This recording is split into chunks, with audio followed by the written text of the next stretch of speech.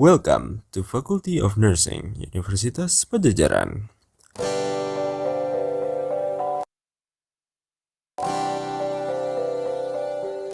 Faculty of Nursing Universitas Pajajaran is the second oldest nursing higher education center in Indonesia.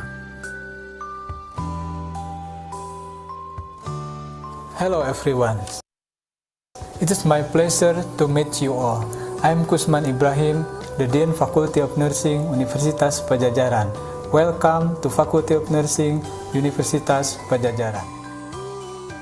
Faculty of Nursing Universitas Pajajaran was established in 1994 as a study program under Faculty of Medicine and became Faculty of Nursing since 2005.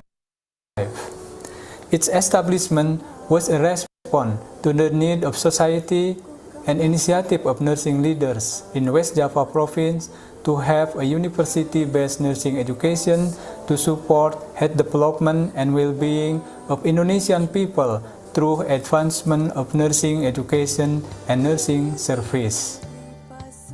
Faculty of Nursing Universitas Pajajaran has a vision to become an internationally recognized research-based nursing school with excellence in improving quality of human life. To achieve the visions, we operate 5 missions. They are implementing the principle of good faculty governance with the orientation to quality of education and service. The second, integrating a research-based education system in line with the national as well as international standard of higher education.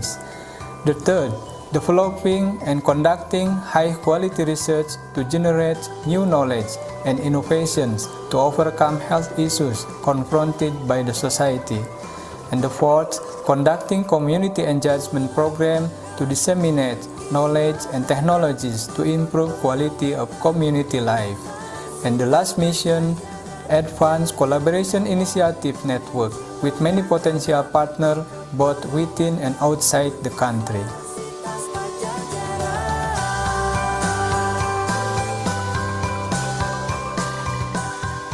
Currently, the Faculty of Nursing Universitas Pajajaran consists of the following level of study, such as Bachelor of Nursing, Professional Nurse Program, and a Master of Nursing study. Faculty of Nursing Universitas Pajajaran applies various learning methods by promoting the application of culture-based holistic nursing. All of the study programs have been accredited by the Indonesia Accreditation Agency for Higher Education in Health or LAMPTECHES with grade A or Excellent. In addition, Faculty of Nursing Universitas Pajajaran also has study program outside the main campus. Faculty of Nursing Universitas Pajajaran also has various facilities that give full support on lecture activities in order to make students can develop and learn optimally. Meniti asa, membangun cita, pergi ke Pasundan, tanah Pajajaran. In addition, Faculty of Nursing Universitas Pajajaran also has an accredited and national standard publication journal, the Jurnal Keperawatan Pajajaran. Not only academic activities, Faculty of Nursing Universitas Pajajaran also has student activities in order to develop soft skills, such as Executive Committee, Legislative Committee, Islamic Student Activities, Pajajaran Nursing Corps, Student Choir, Christian Student Fellowship, Futsal, Badminton, Basketball, Volleyball, Angklung Orchestra, Jaipong Traditional Dance, Faculty of Nursing Universitas Pajajaran has graduated over 2,800 registered nurse graduates and over 5 Master of Nursing graduates who work in various positions in healthcare industries, health offices, and nursing education institutions. Some of them work in overseas countries such as Japan, Kuwait, Qatar, Saudi Arabia, and Australia. So, for those who want to be part of our vision and mission, please join us.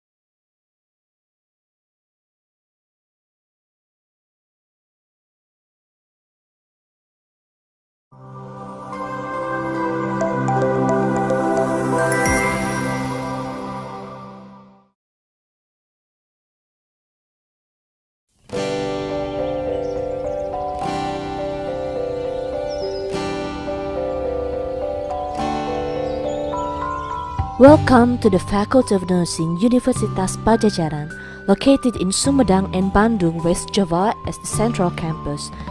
Faculty of Nursing Unpad, as one of the most prestigious nursing higher education in Indonesia, is committed to producing high-quality nursing human resources.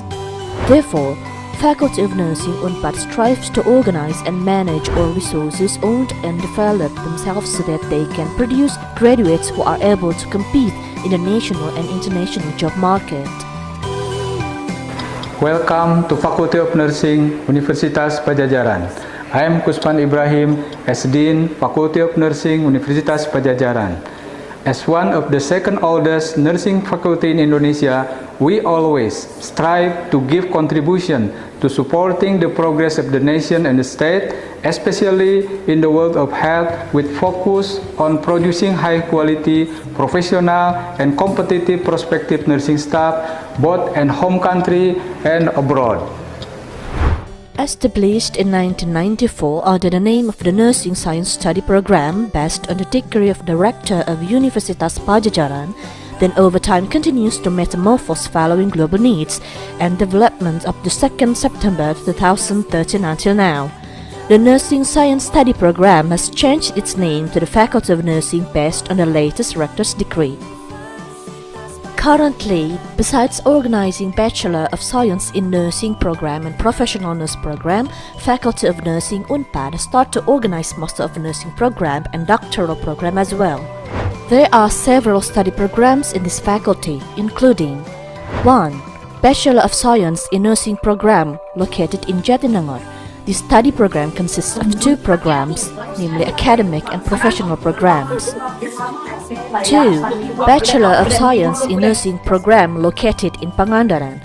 The campus, which is located in Pangandaran Regency, West Java Province, and has been accredited B by Indonesian Accreditation Agency for Higher Education and Health, carries the vision to become a center for the study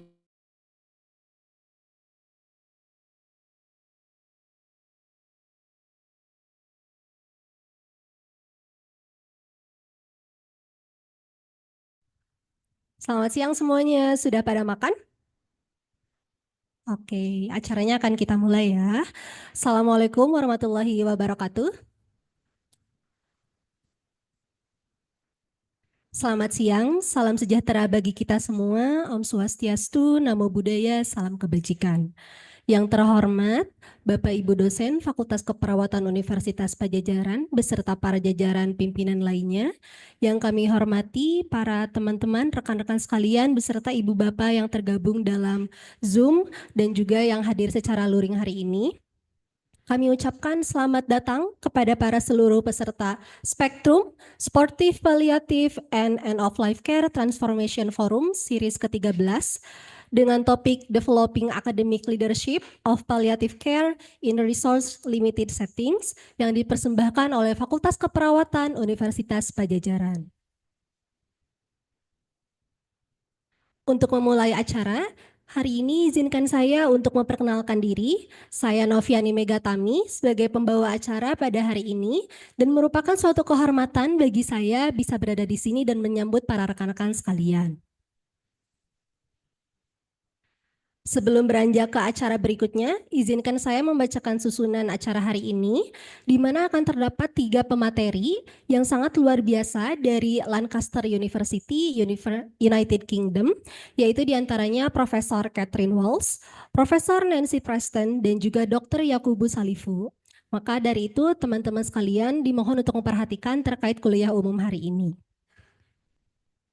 Acara hari ini akan dipandu oleh Ibu Atlastika Praptiwi Eskep Nurse M. Nurse yang merupakan salah satu dosen Departemen Keperawatan Dasar dan juga Keperawatan Anak Fakultas Keperawatan Universitas Padjadjaran.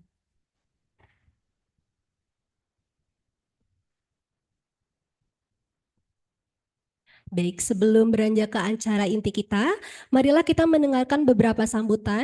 Yang pertama akan disampaikan oleh Ibu Hana Risma Dewi Agustina, SKPMN PhD, selaku Ketua PKKM Palkmed.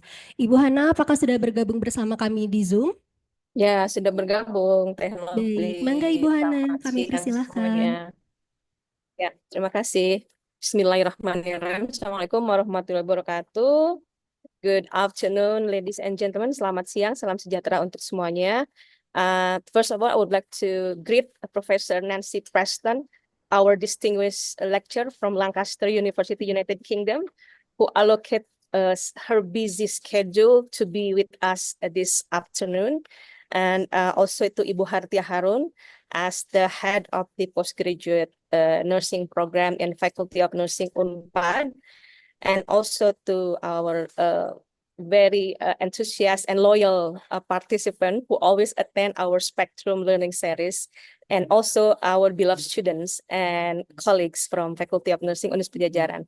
So this today's lecture is a very special, since we invite 3 speakers from the same university who will share very important findings and also insight regarding about palliative care education development, especially in the United Kingdom.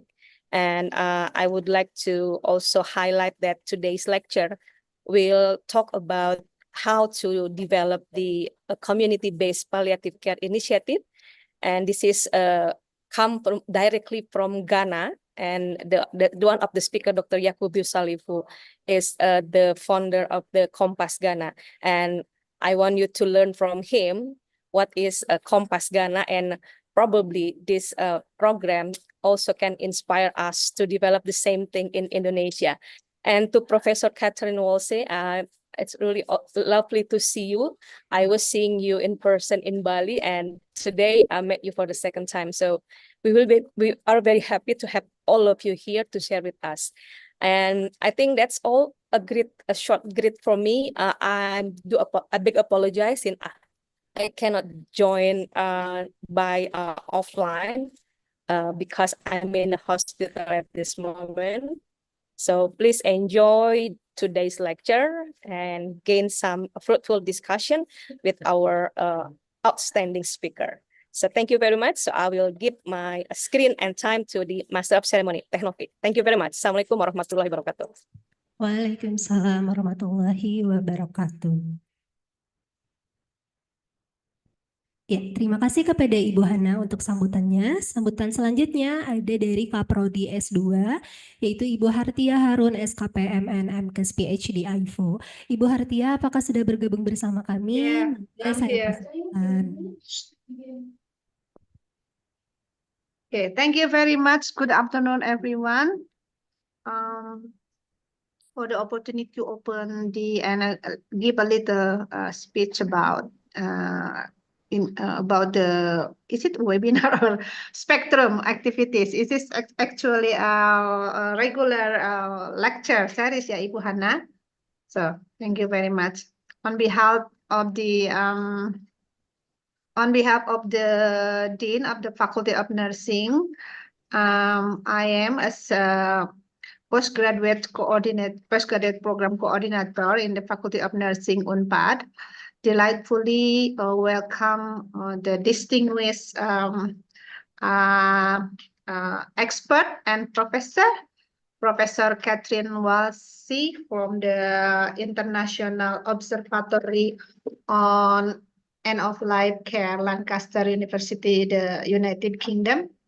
Professor Nancy Preston, Professor of Supportive and Palliative Care from the International Observatory on End-of-Life Care, also from the Lancaster University, United Kingdom, and also Dr. Yakubu Salifu from the International Observatory End-of-Life Care, Lancaster University, United Kingdom.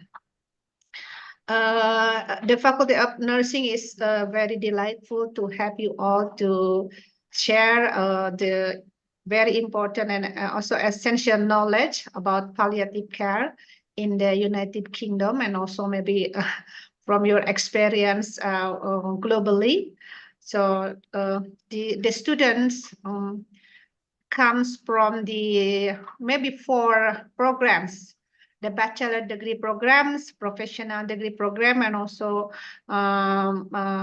master degree and doctoral degree program from the Faculty of Nursing, Pajajaran University. So we hope we can learn so much experience and best practice from your side. And then maybe in the discussion session, we will also learn how Indonesian experience about palliative care. So thank you very much for your kindness and your willingness to share with our student here. Assalamualaikum warahmatullahi wabarakatuh. Waalaikumsalam warahmatullahi wabarakatuh. Terima kasih Ibu Hartia Harun untuk sambutannya. Baik teman-teman sekalian, tanpa berlama-lama lagi, marilah kita bersama-sama memasuki agenda selanjutnya, yaitu pematerian yang pertama yang akan dipandu oleh moderator kita, yaitu Ibu Atlastika Praptiwi S.Kep Nurse PhD. Sebelumnya saya akan membacakan CV-nya terlebih dahulu, boleh tolong ditampilkan Bapak Operator? Ya, baik. Ibu Atlastika Praptiwi S.Kep Nurse M.Nurse, beliau merupakan salah satu dosen Departemen Keperawatan Dasar dan juga Anak di Fakultas Keperawatan Universitas Pajajaran. Beliau melaksanakan studi S1 dan juga nurse-nya di Universitas Pajajaran, kemudian melanjutkan studi S2-nya di Monash University, Australia. Research interest-nya berkaitan dengan palliative care yang akan kita bahas hari ini, kemudian holistic comfort, spiritual well-being, dan juga dying care and of-life care. Bisa dilihat oleh teman-teman bahwa research experience-nya sangat banyak, kemudian professional organization-nya beliau tergabung dalam PPNI Jawa Barat. Baik, tanpa menunggu lebih lama lagi, kita sambut moderator kita pada acara hari ini, Ibu Atlastika Praptiwi S.Kep Nurse M.Nurse. Saya persilakan. Terima kasih Novi. Thank you very much for this opportunity. So I will be moderating today's session. So the first session, and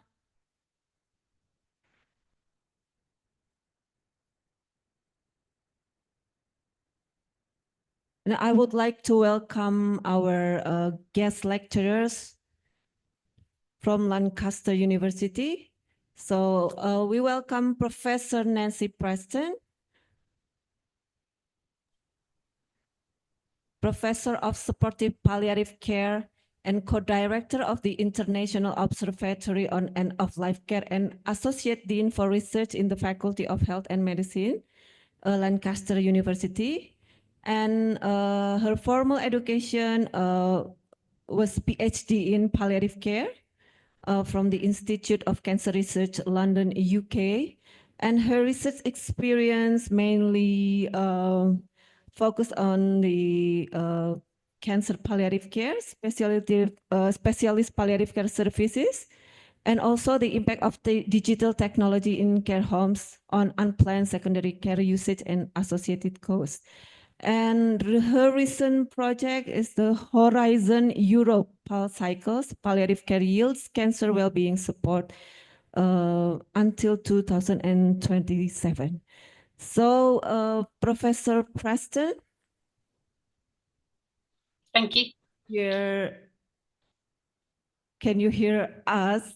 Yes, I can. Okay. Can you hear me okay? Yeah. Jelas kedengaran? Okay. So we have students joining from our hall and also from Zoom. And this session will be given to you.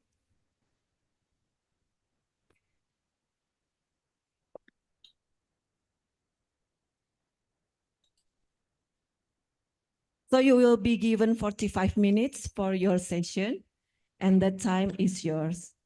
Thank you. Can I start sharing my slides? I think so. Bisa share screen? Yes, you can, Professor. So welcome and thank you very much for inviting me this morning. As I was introduced, I'm a professor of supportive and palliative care, but I am also a nurse, and I trained as a nurse in the UK when there was very little palliative care, when nurses didn't really do academic study. So maybe that resonates a bit with what's happening in Indonesia right now. And I'd also like to say that we are working with Indonesia. We're currently putting in a large grant about developing palliative care in Malaysia, Indonesia, and the Philippines. As one of the speakers says, Catherine came out earlier this year. And so it's really lovely to have more links with you and to develop those links. So do please get in touch. So today what I'm going to focus on is the PhD in palliative care and who we are and what the PhD might offer for you. So just checking, my screen has changed, yeah? So the faculty is a multidisciplinary faculty, as you can imagine, and it has biomedical research, so lab-based research, and it also has a medical school. And then we all work in what is called the Division of Health Research, which is quite a broad group doing a range of research, including research relevant for nursing. We do health policy research, medical statistics, health data science, but we also do a lot of qualitative research and sort of more impact research. We are based at Lancaster University over 2 sites. This is the building we work in, which is the Health Innovation Campus, which comprises the medical school and also the Division of Health Research. But we have recently opened a university in Indonesia, in Bandung. So we have a link again through one of our international partnership universities, which might be a link for you as well. So the PhD in palliative care, what is that all about? So it's run by the International Observatory on End-of-Life Care. We're about 15 years old. It's headed up by me and my colleague Catherine Walsh, who we will be presenting to you later. And we conduct international, national and regional research and develop collaborations. So at the moment we have 4 large European studies. Each of those big studies across the whole of Europe is about £8 million. I'm not sure how that translates to your money, but they're huge. And so we're running one in palliative care, PAL cycles, in cancer. We have another in palliative care and COPD. We have another in palliative care and in care homes, and we've just finished one on the use of sedation at end of life. So a big programme of work. Catherine and I are also part of the policy research unit, where we bring together data for the government to help inform policy and practice. And we have other research collaborations, for example, with some of the hospice groups who are currently funding a new role with us. But a huge part of our work is with our PhD in palliative care blended learning students. They are all over the world. They have completely changed our view of palliative care. So it's been amazing to collaborate with them and see how palliative care is so different in different parts of the world. There are about 16, 17 members of the International Observatory on End-of-Life Care. The vast majority are researchers. I just wanted to tell you there is a PhD in a full-time PhD in health research, which you can do if you wanted to come to Lancaster in person and you had sufficient funding. Some people want this because they want to study abroad. It would be supervised by the lecturers in the International Observatory, so it would be one of us supervising it.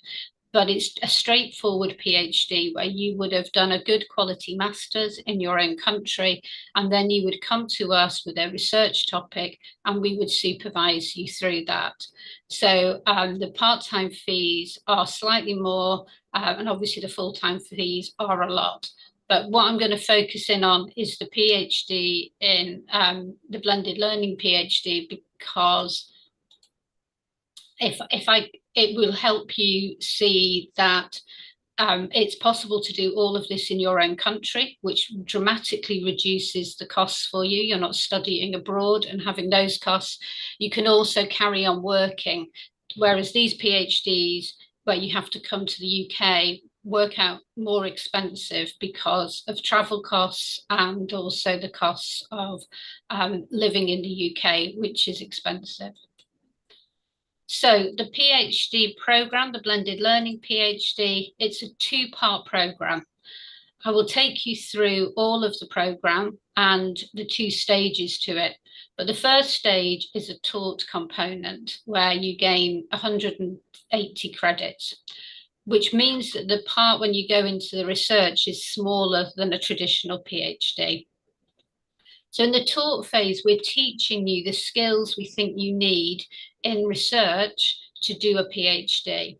So some of this you may have done in previous study, depending on where you have done your master's, or if you've got a very, very good undergraduate degree and can show that you're working to a high level, we would accept you without a master's degree, especially if you're working in a more senior role, because that will have demonstrated your ability. You'll learn about palliative care, philosophy of research, principles of research design, data analysis, and more.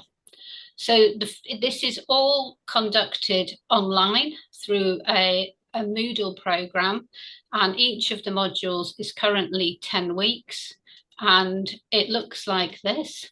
So in the first year, we have the option of either coming in person or joining us online like today for an induction academy, where we talk you through the program, get you some training and introduce you to other students on your course. And that's what's another real benefit of the blended learning PhD. It means you're working in a group. So it's like doing a normal course. You make friends, you give each other support. When you do a traditional PhD, it can be more isolating, I would say. Then the first term, which is the autumn term, you would do the module on palliative care. And this module, really, we're trying to get you familiar with the most recent research in palliative care. And we take you through a range of topics. The next module is philosophy of research. This is looking at the underpinning philosophy around research. How do we see the world? Do we see the world in a very positivist way with absolute truths? Or do we believe that our experience is co-created by us? We're part of that understanding and interpretation. And we start to explore those in this module. And then in the summer term, we do theory and methods, which is starting to introduce you to the choices of the type of health research you might want to do. Then you have the option to come back to the UK for an autumn academy, or you can join that online. And then in the autumn term, we do a module on systematic approaches to literature reviewing. How do you bring the literature together in a systematic way? That might be a full systematic Cochrane type review, or it might be more of a qualitative evidence synthesis. And then we also then do in the spring term data analysis. So starting to analyze quantitative data and qualitative data. And then in the summer term, we start to develop your actual research protocol and things like that. Now, just to say, we have got a range of programs. So the very first module, the one on palliative care here, this is just for palliative care students, but in the other modules, you are joined from students from the PhD in aging, dementia, mental health, organisation health and wellbeing, and public health. Now, you might not be interested in palliative care. So if you are interested maybe in community nursing, children's nursing, do contact us because it might fit in one of the other programs. So as you can see, with the green line, we give you academic tutor support, and that's someone from the palliative care team. And that person will stay with you right up until the summer term. And then when you start to do this module in the summer term of the second year, we're looking to work with your supervisors from that point, because you are designing your research and you are creating your protocol and you are creating your ethics application.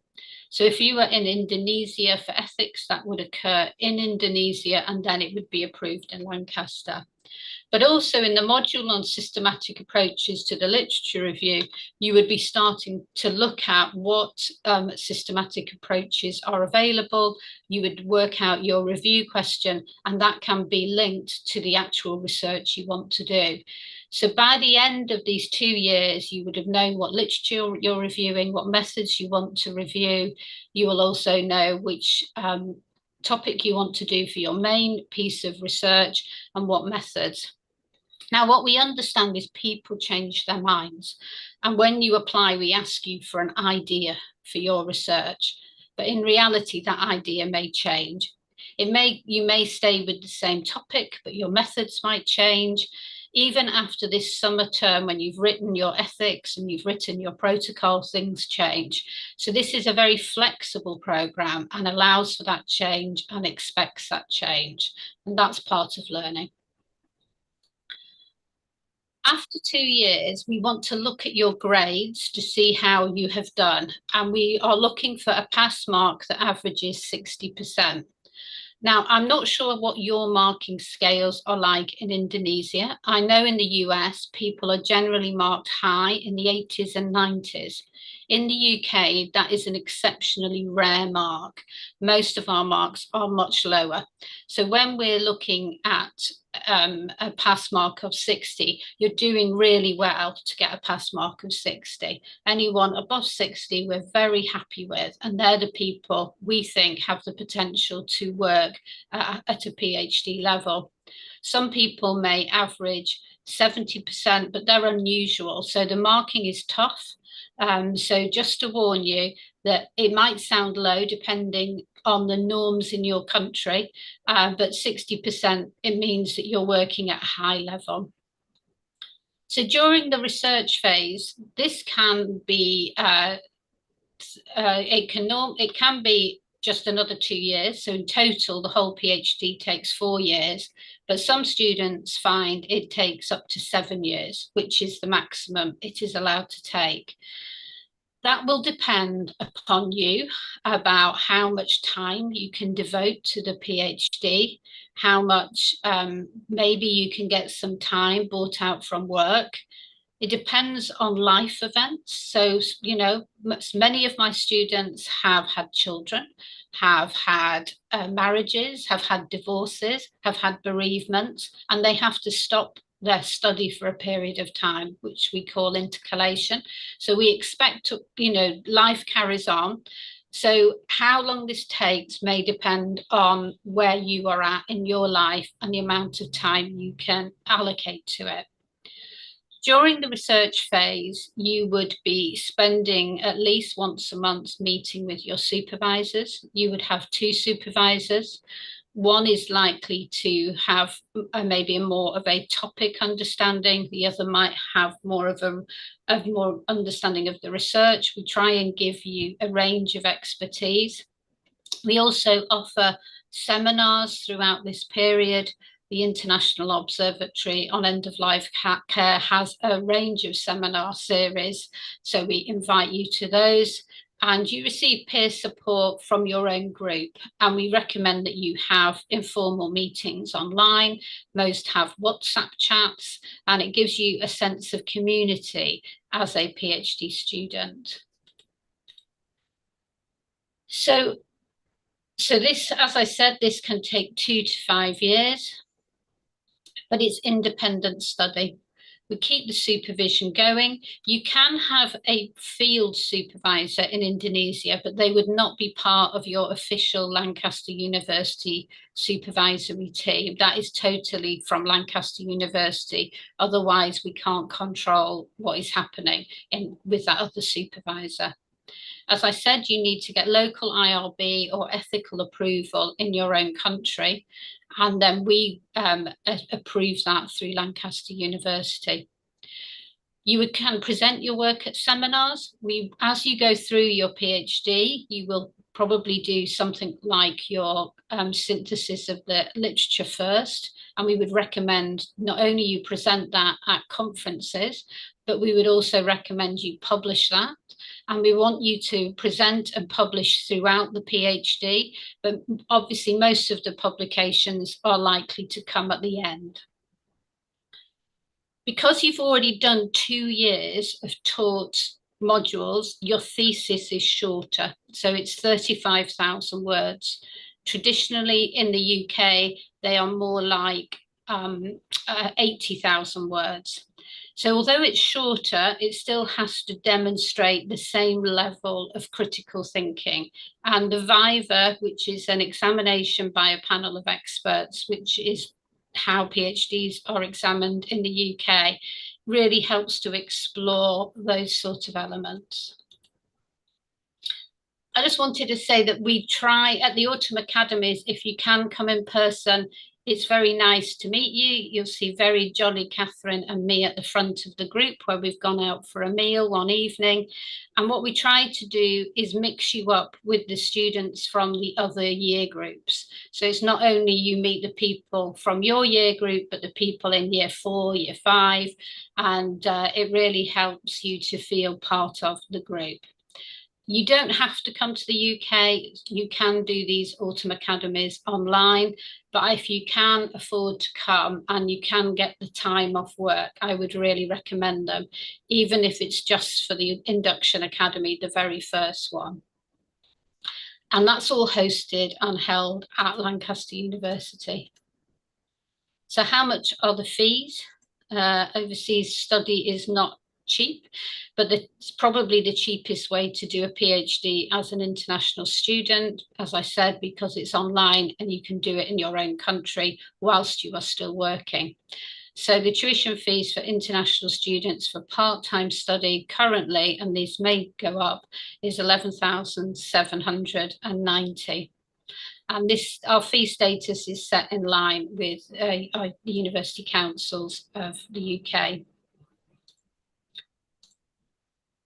What are our English language requirements? So we need to have a recognised English language qualification, dependent on your nationality and previous study. So we're looking for an IELTS of at least a score of at least 6.5 overall, with a minimum of 5.5 in each element. If you've done recent study abroad, I think I noticed one of the speakers had done a master's at Monash. Obviously, that's an English-speaking university, and that would be taken as proof of a good English language standard. So it depends what your previous study has been, how recent it is, but otherwise it is the need for a recent IELTS. So how do you apply?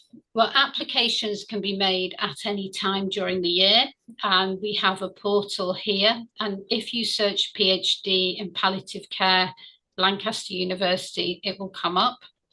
We need to see the evidence of your prior study, so transcripts from those universities or certificates.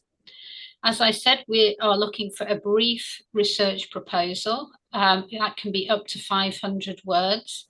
And the reason we're asking for that is not that you have completely designed and decided what your study is going to be. It's more to check it's something we can supervise as well, because we can shape that PhD proposal as time goes by.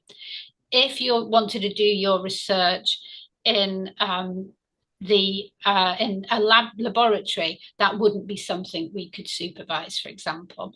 So we're really looking at what is something that would be of interest for all of us. Catherine, Yakubu and I are all nurses, so obviously nursing is something we're interested in, and obviously palliative care nursing in particular. We would need academic and professional references, and we do an interview as well. And the interview would be most likely with Catherine, who you will be joining us later. And I think I've seen that already on the chat. And we're really happy to have informal conversations about doing the PhD with us. And the interview is just to check everything is in line. And we want to also set expectations for you, because I think, as I said earlier, if you are working full time, the challenge is how do you fit this into your day-to-day work? Scholarships and grants are very limited, and really you'll be looking at schemes in your own country. But it is, some students have managed to find some funding, but it is challenging. We don't have any funding from Lancaster University apart from a small bursary, which is very competitive, and it's still only about £500. So really you're looking at finding funding in your own country, and some students have managed to do that very well. This is an example of a UK student who pulled together grants from a range of different societies and who to help her pull the money together to find funding to do her PhD. Something I would also say, we often think a PhD is just about our academic ability, our research and technical capabilities, but there is a huge human dimension. As I mentioned earlier, life carries on. This goes over a number of years. So it's about tenacity, resilience, and sustained commitment. And we will work with you to support you in all of this to make that as easy as possible. What do our students do after a PhD? Well, we try and keep in touch. This is a recent picture of us at the European Association of Palliative Care in Barcelona, and we'll go out for a meal, we join up for presentations, and we keep in touch all the time. This morning, Catherine and I had an email from a student of ours who I think finished maybe 8 years ago, and we really welcome keeping those contacts. It's a springboard to an academic career, gives you transferable skills into jobs, policy management, and working on large grants. Here's just some comments from one of our former students, Po Heng from Singapore, and he is a consultant, a very leading light in palliative care in Singapore. And he said, it was one of the best decisions I have made in life. As a distance learning student, I did not feel isolated nor lonely, and I had a vibrant student portal to connect with international classmates, including those from other disciplines. And having attained my PhD, I'm now a research mentor supporting my hospice colleagues in designing and publishing their own studies. And then here's another student from India, Naveen Salins. He's a professor of palliative care, and he was looking at referrals of children. From his PhD, he got 5 publications. He did a webinar midway through across India. He's done multiple conference presentations. We've done 2 more projects with him since he got his PhD. He's got over 100 publications. He's now the Associate Dean for Research. He had the Cynthia Go Award at the Asia Pacific Conference 2023. He also had the Clinicians Award at the European Association of Palliative Care in Rotterdam. And in December, he's receiving an alumni award from Lancaster University. And he really, these are the publications from his PhD. And this is the one, it was just the review that was invited to be a webinar across India. So you can just see the difference it can make to be doing a PhD, and he really is one of the probably the leader now in palliative care in India. So I think you said we had 45 minutes, but I'll stop there and give time for questions.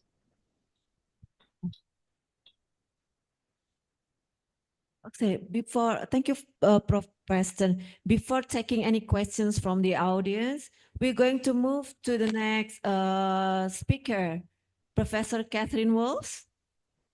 Sorry, I think there was a change in the plan that we were going to do the presentation and questions because Catherine and I can't do we can't stay till 8 o'clock. Hannah had reorganized it. Okay, so you're taking question now? Yeah. Okay, so Profesor Preston tadi sudah menjelaskan tentang PhD program di dalam palliative care di Universitas Lancaster. So you have explained the PhD program in palliative care offered at Lancaster University. So any questions? Probably calon-calon PhD, silakan. Or from Zoom, any questions? We have one from Johnny. Oh, Johnny Parameter. Pak Johnny. Thank you, Professor Preston. Silakan. Am I Pak audible? Yeah.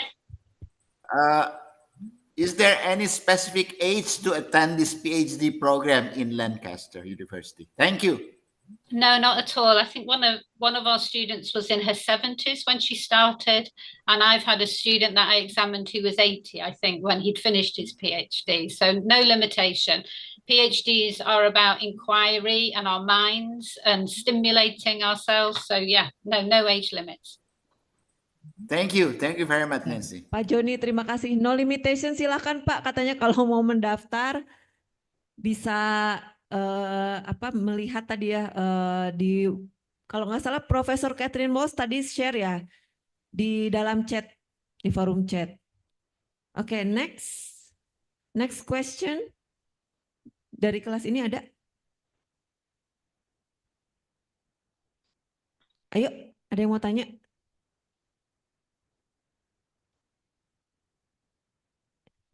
No questions?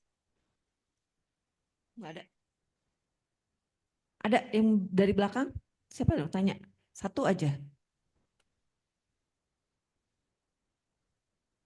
Yuk, siapa yang mau melanjutkan S3 di Palliative Care? Skripsi aja belum selesai. We have another online question. Oh, oke. Ibu Hartia?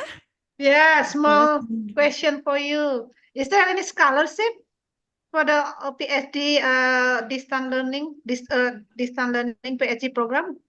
So the maximum there is 500. Yeah. Scholarship juga kan? So the maximum is about £500. There is a bursary, but it's only for one student. So really it's finding the money in your own country or through other groups to sponsor. Okay, that beside the tuition fee, or we have to pay for the tuition fee? Yeah. We have to pay for the tuition fee. Yeah, so that's about £11,700. Oh, per year? Yes. £11,000 per year. Okay, thank you. Anything else? Ada yang mau tanya dari sini? Satu aja.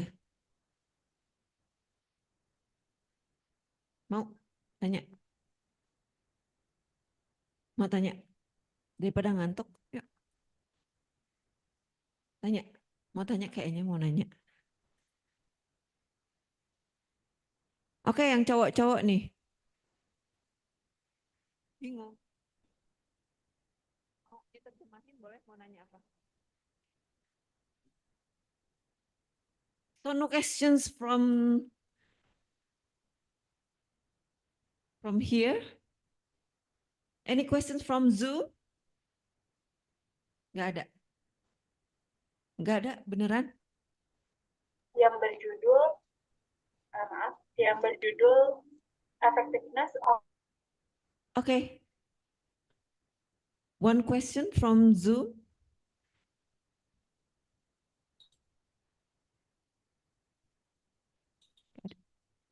Ini depan, Yasmin. Okay, thank you so much, Professor, for the great explanation about the PhD, especially in the blended learning. I would like to ask you more of the field of research in Lancaster University. Has there been research about palliative care in Parkinson's or Alzheimer's disease? Because my personal interest is for neurological disorders that are happening in the older people. Yeah, thank you so much. Yeah, so one of our European projects that Catherine and I are involved with is looking at the care of people with advanced dementia in nursing homes using an intervention which is international called Namaste, which is about honor the person within, where you try and find out what is of interest to that person, who they are. And they have group sessions, ideally twice a day, to stimulate their senses and to build into previous experience. And this can, with the aim of improving quality of life. And we're doing this study now. We're starting to develop some parts to it, and the trial begins next year. But Catherine and I have done work related to it over the last 5 years, which has built to the larger study. We also have a student, one of my students in Malaysia. She is looking at the care of people with advanced dementia, and she's going to be using cognitive simulation therapy to see if that can improve their care. We have a number of students who've done projects related to people with dementia, either in care homes or within the community. So looking at things like walking therapy and just general how people are cared for in the care home. So yeah, we do work around dementia, and there is also a PhD in dementia, which is less about end of life care and more about the whole journey of someone with dementia. So it depends where your area of interest is. But I think Parkinson's, we have a professor of neurological disorders, and her main area of interest is in Parkinson's. So she would be very interested, and anyone interested in doing work in Parkinson's. And we've been talking about doing some research in Huntington's career, so another neurodegenerative disorder. Thank you. Jadi ada ya opsinya ya. Maksudnya kalau PhD research itu biasanya pilihannya banyak. Dia tidak untuk paliatif, tidak hanya terbatas untuk topik-topik tertentu saja. Okay, thank you for your response. So we have a question, but I don't think this is relevant to your presentation, but I will just read because this is in Bahasa. So if you have a patient, a palliative patient, but you know the decision is to have the patient being cared with intubation. So how do you respond as a nurse? So, if I talk about it more in a research capacity, so again, Catherine and I have done research in the ICU in India with Naveen Salans, one of our students. So during the pandemic, ICU was very full in India during the second wave of COVID, and they really struggled to maintain patients in the ICU, and there were too many patients, so people were unable to get into the ICU. And one of the big issues in India was actually the withdrawal of ventilation, which was a really problematic area. So for patients, the families and the nurses often recognised that treatment was futile, but the doctors were too worried to withdraw the ventilation. And we worked together with doctors from palliative care and ICU to develop a protocol to withdraw ventilation. And nurses were key in this because they were the ones talking to the patients. However, it was recognised that the law was vague in India, and within a year of the study, they had a Supreme Court ruling to make it easier to withdraw ventilation. But so that might be an interesting area of study. What is the role of the nurse looking after someone being ventilated? So as a nurse, I think it's something we need to address to the team, right? Yeah, so it's a broader decision. And I think what we found in India, the status of the nurse was different. So it was harder for them to have a voice and to advocate for the patient, perhaps compared to the UK or Australia. So that also changed the dynamic. So it would depend on what the position is for nurses in Indonesia to do that advocacy. Bu Ida Widianti, mungkin itu jawabannya. Jadi ini adalah sesuatu yang memang penting untuk perawat itu menyampaikan kepada tim tentang keputusan dan bagaimana tadi culture di Indonesia juga itu juga mempengaruhi keputusan tim. Seperti itu mungkin jawabannya. And another question from Siska Evi. Silakan Mbak Siska. Nge-freeze ya.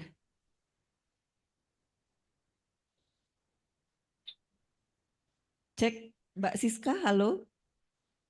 Dari sana. Oh, thank you. Halo. Halo. Ya, halo. Halo.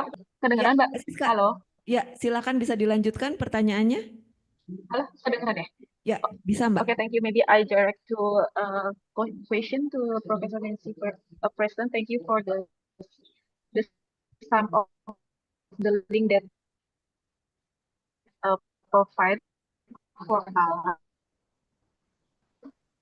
I would like to just confirm that where if I would like to be a PhD student at the university, so it means the first step is I need to contact to the potential supervisor first, or I can direct to the department of the nursing or the health researcher department or something like that, or it go both of the procedure is go together. Okay, so I mean, I could hear some of the question. I struggled. I think you were asking me about what's the best process to apply, how to approach that's us. right. How to get access to a supervisor, probably. Yeah. Yeah. So what we would recommend is contacting me or Catherine, and then we would arrange an interview. And the interview sounds very formal. It isn't. It's more of a chat to talk us about what are your research interests and areas of study, and whether this is possible, and to check through with you. You have all the documentation you need and courses to come on the course. So yeah, I think often the best thing first is to arrange to meet with Catherine or I and discuss your research idea. Jadi Mbak Siska bisa ditangkap ya jawabannya. Jadi bisa langsung kontak tadi ke Prof. Catherine Wall sebagai penanggung jawab program PhD-nya untuk detail proses selanjutnya jika berminat untuk apply. Ya, seperti itu. Please do get in touch. Ada lagi? I will may I inquiry PhD as soon as I can. Thank you. Masih ada dari sini? Sayap kiri. Oke, masih ada waktu. Okay, so our time is up. Thank you very much. Okay, thank you very much, Professor Preston. So give her an applause, big applause. Thank you so much for being with us today. So we're going to move to the next speaker or our guest lecturer. We have Professor Catherine Walls. Are you with us already? Yes, I am. Oh, okay, good. Good to hear you. So before starting, I would like to read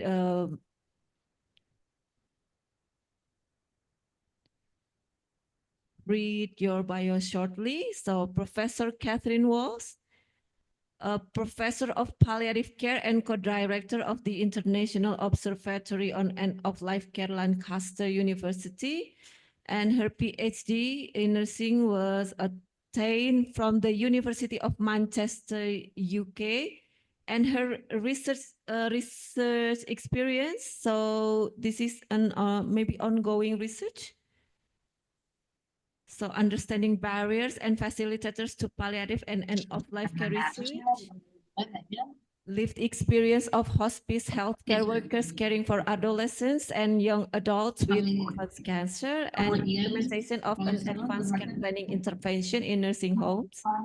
And her recent projects was similar to Professor Preston, is Horizon Europe in touch implementation of a palliative care intervention to improve quality of people with advanced dementia in care homes. So we have 20 minutes for your session. So the time is yours, and then we are going to take questions for you from the audience. Okay, Professor Walls. Okay, thank you very much. So am I all right to share my slides? Hang on. I'll see if I can do that.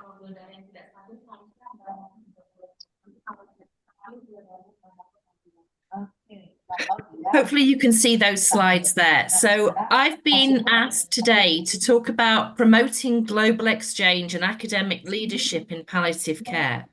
But I'm going to talk a little bit more generally as well in terms of how we can think about working together, how we can develop palliative care research, but also what the status of research is.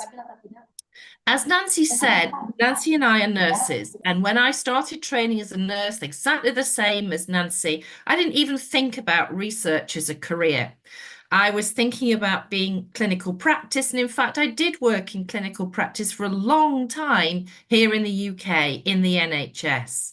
I don't think I ever imagined I'd be sitting here talking to a room of people in Indonesia and thinking about how we can work together. But actually, we live in a global world. And so the thing I want to highlight is that we can work together and we can bring the world together in the way that we work in nursing research and palliative care research. So here's my globe. And I think my globe's going to be very frustrating for you because my globe doesn't show Indonesia. And I've chosen that very mindfully because when we talk about research and when we talk about research practice, sadly, much of that is focused on the Western world. And I'm going to talk a little bit about that first before I try and encourage you to be engaged in research and to be part of this global community. So first of all, where does our knowledge come from? You practice in Indonesia, but where does your evidence come from to guide your practice?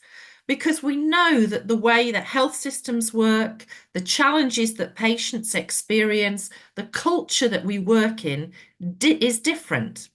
So can we transfer the knowledge from these Western societies where much of the research comes from to countries like Indonesia? There's a huge increase in research. This is just a simple search for palliative care on PubMed. And all you can see pretty much is that line going up with a big bump actually at the time of the COVID pandemic when there was a lot of publications coming out.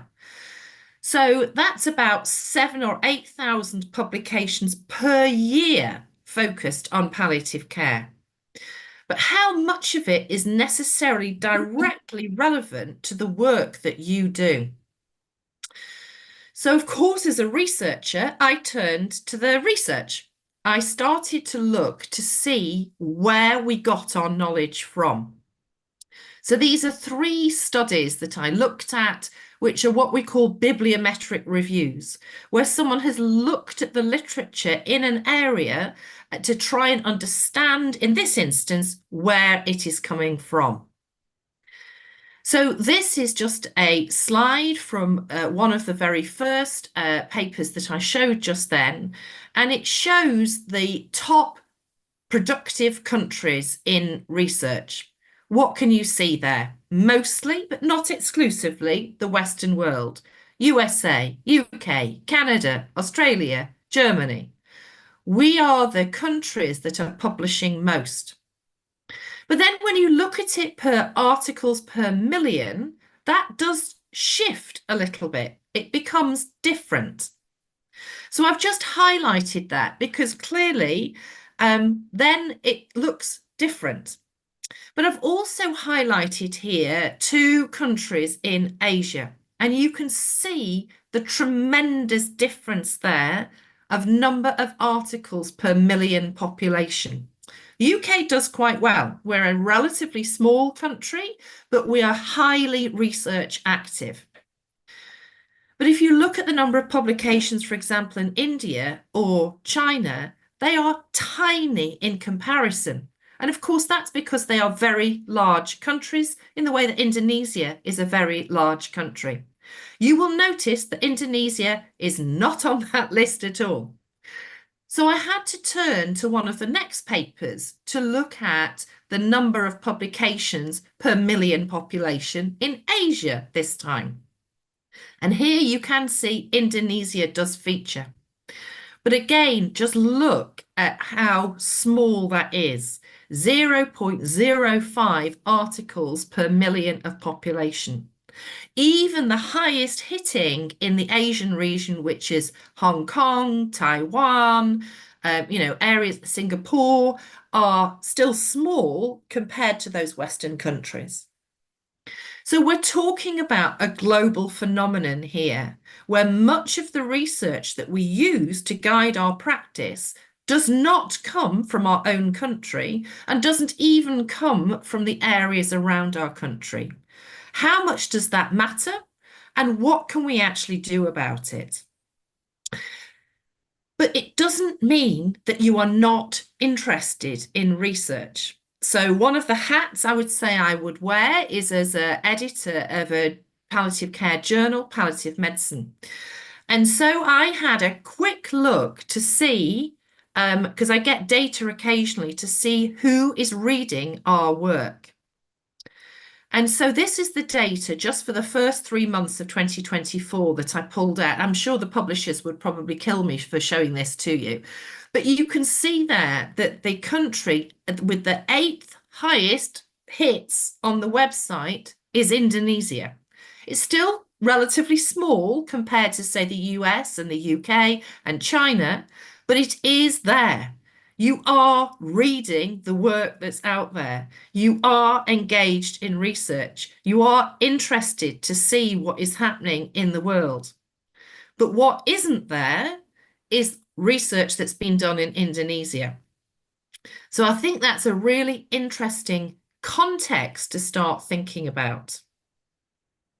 So my next question is, okay, so what stops us doing research? And I think that's a really interesting question and actually is a global phenomenon. I was in Indonesia just last month at the cancer conference in Bali, and they shared the new National Cancer Control Plan while I was there. And I guess here with the data that I have highlighted that's publicly available within that report, we can see perhaps why we're not doing an awful lot of research. So in Indonesia, 0.01% of the spend, the cancer spend, went on palliative care, but equally only 0.01% of the spend went on research. So I guess it's no surprise that you are struggling to do much research in palliative care when there is so little investment. But not only money, there are other barriers to research as well. And here I'm going to take us back to the UK to a piece of work that myself, Nancy and colleagues were involved with, looking at barriers and facilitators to research in our own northwest region of England. And we found here that there were 4 main barriers, and I've called them here organizational culture and capacity, research knowledge, research infrastructure, and patient and public perceptions. And I'm going to say that I would imagine that these sound quite familiar to you too. It's a global issue, that of struggling to find time for research within your own day-to-day clinical practice. Here we have highlighted the top 5 reasons that people gave, where when it was to do with organisation, culture and capacity, it was in orange, research knowledge in green, research infrastructure in purple, and patient and public perceptions of research in blue. You can see there the top 5 reasons don't even touch patient and public perceptions, and the main reason was lack of protected time and competing demands. But you can also see there issues like no formal research training, understanding how to apply for funding, access to expertise. And I'm pretty sure if I did a similar survey with you or your colleagues in Indonesia, we'd find some very similar arguments here. So what I'm saying is, yes, we need to invest in research clearly in Indonesia, but actually many of the barriers that people experience are the same the world around.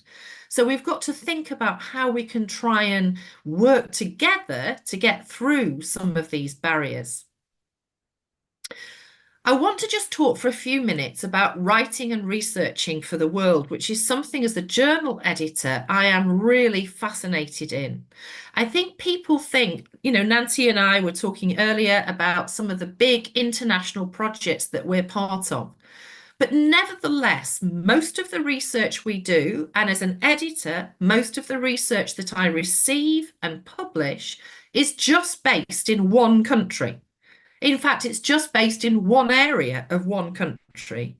The research that you do, whether you're in, Jakarta, Bandung, Bali, Java, wherever, is as relevant as any research we do here at Lancaster. And I wrote about this in January for the journal with some of my editorial colleagues about writing for the world, enhancing engagement and connection with an international audience. And it is not about international studies. It's about the way that you contextualize and present the work that you've done. And this is what we wrote here. And I thought this was really quite important and something that I really wanted to emphasize today. Because when you try and connect with your international audience and contextualize your work, it doesn't mean being Western. And I hear that quite a lot from people across the world. They're trying to fit the work they do into that Western way of thinking. And I would say, please don't do that. You contextualize your work so that it is culturally relevant, but also so people outside your own culture and context can understand that the work that you've done and how it has implications for them. So the most common reason we decline papers when they come to palliative medicine is because people haven't thought about the international audience. They've written it just for people in Indonesia, or they've written it just for people in Malaysia, or they've written it just for people in Germany. Lift your heads up, write it for that international audience, but make sure that they understand exactly, what they need to understand about your own culture and context to make that clear. But sadly, the reason for my great big one here is when I looked at the data yesterday for the number of people from Indonesia submitting papers to palliative medicine, for which we get a huge number of papers every year, the answer is one corresponding author per year. We get a paper from Indonesia. Now, it may well be that there are other authors who are from Indonesia on many of the papers that we receive and publish. The website only picks up who is the corresponding author, so it's not brilliant data. But on average, per year, we only receive one paper with an Indonesian corresponding author, which is way down the list. Whereas, as you can see, you're really high in the list of who is reading the papers. So what I want to just do now is to really try and encourage you to think about collaborative approaches for globally yet contextually relevant research. So think about research as a little bit of a jigsaw, and we're all a tiny piece in this puzzle. So the very first piece of research I did was as an undergraduate nursing student. We all had to do a small research project. In that instance, I did some work in diabetes, and I got permission to sit in the diabetic clinic and to collect data from people who were coming into the clinic. It was a tiny piece of research. And in fact, I did actually publish that piece of work and write something about diabetes. So even that tiny piece of research had some value. But wouldn't it have been even better if instead of just doing my own tiny piece of research, I connected with other people? And of course, I was doing that research back in the 1980s, where we did not have the opportunities for global connections that we have now. I'm sitting here, not actually in front of Lancaster Castle. I'm sitting in my study at home before I go into work because it's quite early in the morning here. But I'm communicating with you in Indonesia. We have a global way of connecting with the world now. So let's use it. We are already connecting with colleagues around the world. Nancy gave some examples earlier of two students, one who was in Singapore and one who was in India. It didn't matter that they were the other side of the world to us, and we are still having ongoing collaborations with those people. You will see Nancy gave some examples of continued work with Naveen Salins in India. And if you were very good, you would spotted that editorial that I wrote earlier was written with Po Heng Chong, who was one of my students from Singapore, who is now connected with the journal.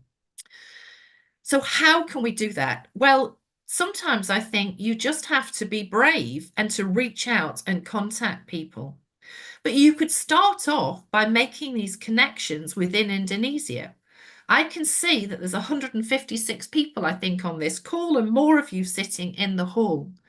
How about, instead of doing lots of tiny little projects, you really came together, perhaps engaged with a mentor or somebody to guide you if you feel that you need some of that support, and actually planned a slightly larger study or a study across different areas. I don't know where exactly you're all from. There are ways of connecting so that if we have to do a small project, we connect those projects together so it becomes a slightly larger project. And that's hugely important, because by doing that and thinking larger, oh, sorry, wrong, didn't mean to cross that, we can really bring things together. What I'm also going to argue, which is my next slide, is that we need to then ask questions that are needed and that are relevant. So you know more than I do what research is needed in Indonesia. But there are also lots of papers out there identifying priorities for global research. And here are just a few examples I've pulled together. One about digital health, which was written by one of our colleagues here at Lancaster University, but two others looking at children's palliative care and looking at currently what's happening in terms of international research priorities. You know, choose one of those areas. Someone's done the work for you. Think about how you could perhaps connect that into some connected research in Indonesia. And I'm sure many of these authors, you know, we'll be very happy to help support you to just think a little bit about how you plan that so that it's really robust research. Because what we actually want are for those pieces of the jigsaw to be brought together, that actually all that individual effort starts to coalesce to really start to make a picture of what's happening. And I know that resources for research and time for research is really challenging. But if we all contribute just a tiny amount of our time, we can knit that together and to make sure that the world now is looking at Indonesia and Asia when we look at our world, and not the flip side, which is where I started. Thank you. Thank you so much, Professor Walls. Very interesting. So you have explained the power of writing in connecting the global audience. Very interesting. So we are now taking questions from the audience. So is there anybody who would like to ask questions? Professor Walls will be happy to take any questions. Dari kelas ini silakan. Ada yang mau tanya? From Zoom audience? Ada. Pak Joni, halo. Yes, thank you. It's Johnny again. Catherine, it's very interesting, your explanation about connecting and textualing. My concern or my question is, would the publisher accept if my writing is only just about observation or a case study instead of very complicated research? Thank you, Catherine. Okay, so certainly I can speak for the journal that I edit. We certainly do accept case studies. If you look at the journal website, you will see we start with case studies that we will accept, short reports, service evaluations, audits. We do say they have to be of international relevance and interest. And for a case report of something that's happened to a patient that's particularly interesting, we ask that it raises research questions, because we're a research journal. So whilst we also want to promote information about particularly interesting cases, what we're asking people to do is to write them in a particular format and to think about, okay, what research questions does that raise? So, so the answer is yes, we do publish case reports. We don't get many of them submitted, probably only about 10 or 20 a year out of the hundreds and hundreds and hundreds of papers, but we do publish the best of them. So absolutely, you don't have to be thinking, have I done a huge, great big research study? You have to be thinking, what are the patients that I've seen? What have I learned from those? What research could we think about doing? But do also read the instructions on the journal's website, not just Palliative Medicine, but other journals, because they often have a very particular and specific format and very clear instructions. So if you look at the Palliative Medicine website, we have very clear instructions on what we're looking for a case report. So if you've got something that's interesting, do have a look at it. We'd be absolutely delighted to see it. As with most journals, we don't publish everything that comes to us. So, you know, we might say yes, we might say no. But the more you read our instructions and write it according to those instructions, the more likely it is that we're going to say yes. But yeah, that's a great point, because I was talking about research, but in actual fact, you can have that research thinking in your day-to-day clinical practice as well. Any experience in publishing your work, Pak Joni? Well, I'm just an observer. I like to observe something, but I thought if I could write something on that, my observation, that would be good for everyone to know as well. So that's my thought. I never got any chance to get the publication. And I think, you know, the people who publish their work are the people who write their work up and submit it to a journal. I know that sounds really obvious to say, but the most common reason that someone's not been published is they've never actually written a paper. And most of us have something that we could write about. We've been involved in an audit at work. We've been collecting some data on something to try and understand it. You know, you might have to choose your journal carefully, because not every journal will publish everything. But if you're not writing up what you're seeing, if you're not writing up your service evaluations and your audits, if you're not trying to connect the small research that some of you might be doing for your master's degree or your undergraduate degree, you're not going to be publishing. So, you know, I said earlier, the work that I did for my undergraduate degree was published. I also published the work I did for my diploma in palliative nursing.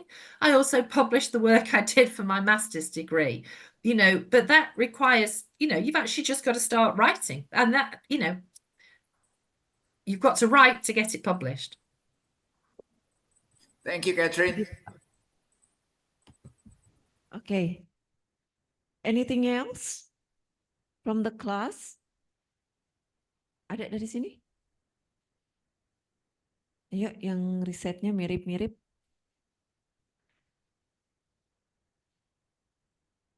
Ada yang fokusnya di paliatif, ada? Safa? Mau nanya? Oke. Dari sini? Dari Zoom masih ada? Not yet. Grup belakang? Ayo, nanya. Jangan malu-malu. So, I think we have some students from master's and doctorate programs. So maybe you want to ask some questions. S2, S3 kan ada di. Okay, I'm calling upon students from our master's or doctorate degree. So, Bu Hartia, mungkin dari teman-teman pasca ada yang bisa. Maybe they will ask some if they want to. Mana teman-teman pasca? Siapa?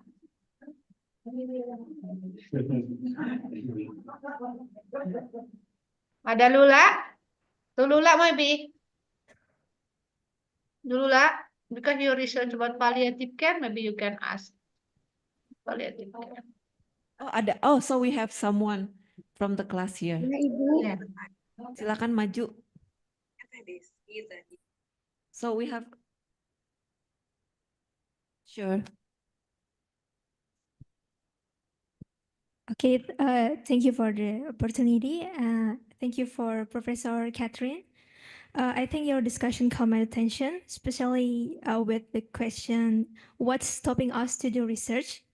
So let's say I'm a beginner, I'm a newbie in the world of research, starting from the beginning of the semester. But I found so many lies and manipulation that people do in research, such as manipulation and so on. So I think that is what makes the quality of our research decrease. So could you persuade all of us not to be thirsty for validation and still pay attention to research ethics? Thank you so much. It's I about didn't quite catch all of, so I didn't quite catch all of that question, but I think you Okay, were asking about what stops us doing research. Okay, this is one of my students. I think it's undergraduate program, bachelor's program. So they're in the final year. They're doing some research, like minor research.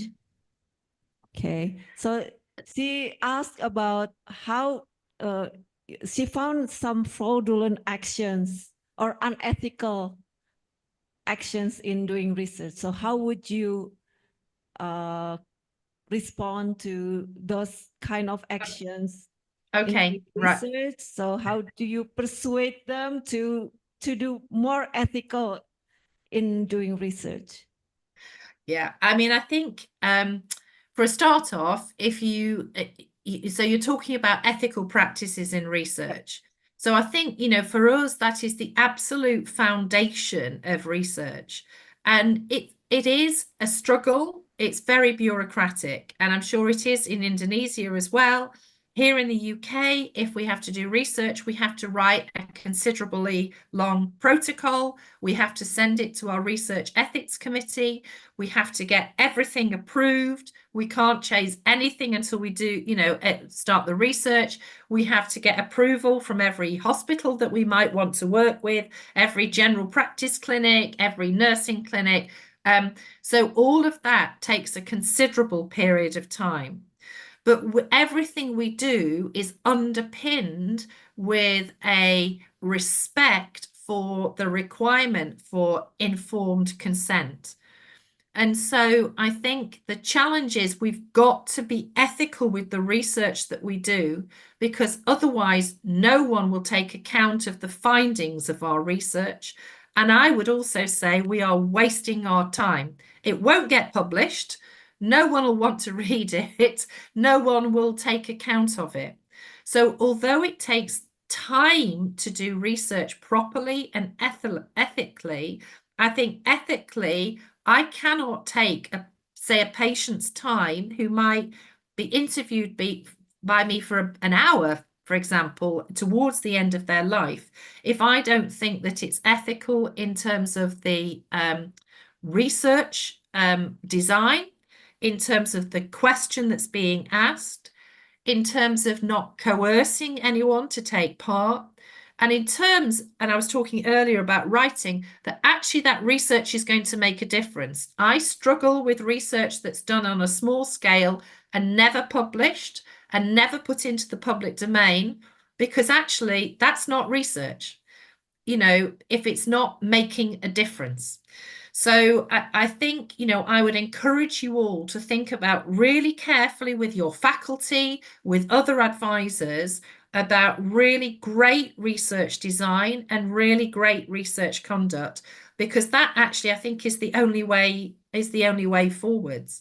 So I don't know what particular challenges that you're having in terms of ethical research, but I would say morally and fundamentally, I can't do anything without it being, ethical in terms of the consent and the approvals.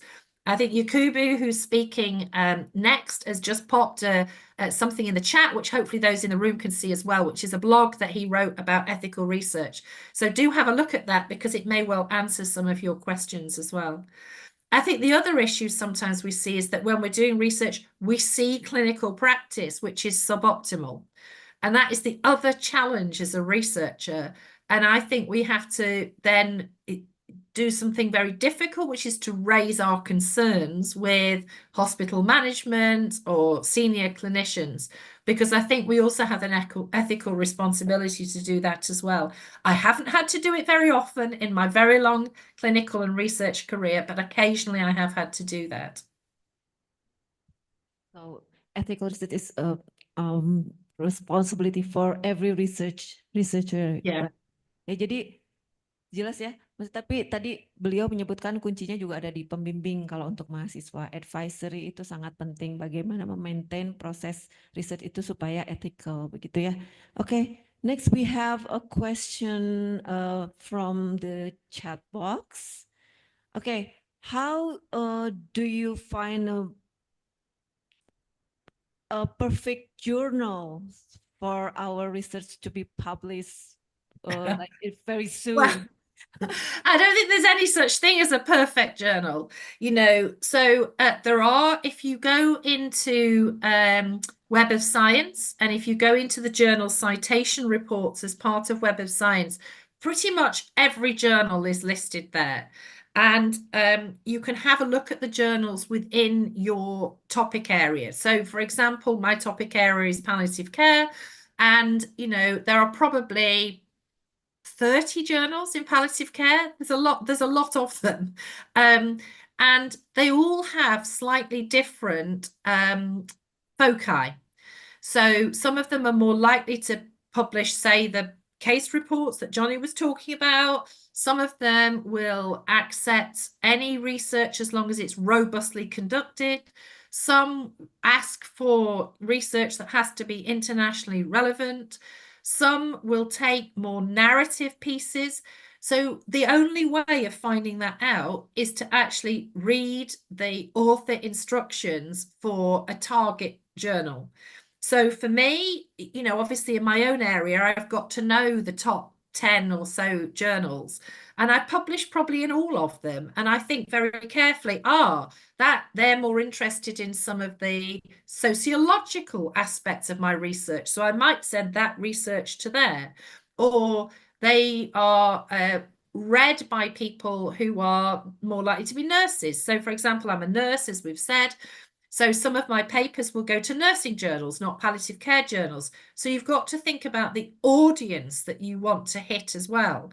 So if I want my work to be read primarily by nurses, I will send it to a nursing journal. If I want it to be read by people in palliative care, I will send it to a palliative care journal. So there is no such thing as a perfect journal. There's just thinking about your paper, what you've done, what the message of it is, and what the audience of it you want it to be, and then getting your list from Web of Science or wherever, and just going through the author instructions and the scope to make that decision.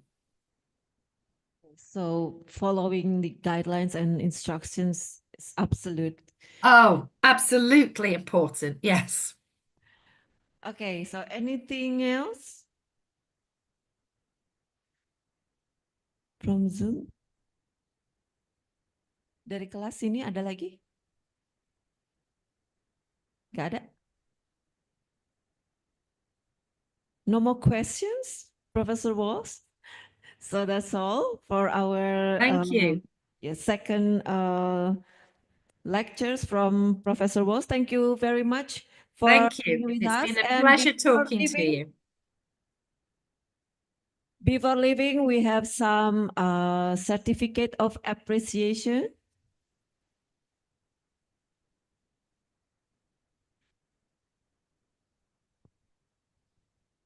Okay, this is a certificate of appreciation from our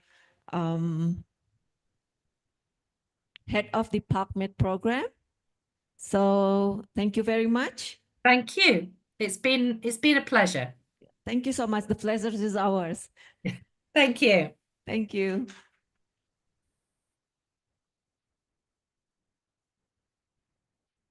Okay. Thank you for the wonderful sharing. So we have one more speaker or guest lecturer. So this one is also, I think, colleague of Professor Walls and Professor Preston. So welcome, Dr. Yakubu Salifu. Can you hear us? Yeah, I can hear you. Oh, Can okay. you hear me? Thank you. So I'm going to read a short bio of Dr. Salifu. So he is a co-director of the Lancaster University Africa Research Hub and Senior Fellow, HEA. And his formal education was PhD in Nursing Studies in University of Nottingham, UK. And his research experience, oh, okay. Okay. A palliative care approach for adult non-cancer patients with life-limiting illnesses and dignity enhanced through faith and family support in palliative care, and also applying digital health in cancer and palliative care in Europe. And his recent project, one of them is decolonizing palliative care, exploring British Muslims' perspective on end-of-life care in the UK, a qualitative study, and it's still ongoing. So we have 45 minutes, 20, okay, 20 minutes for your session, and we are going to close your session next by Q&A session. So please, Dr. Salifu, the time is yours. Thank you very much. Maybe, can I share my slides now?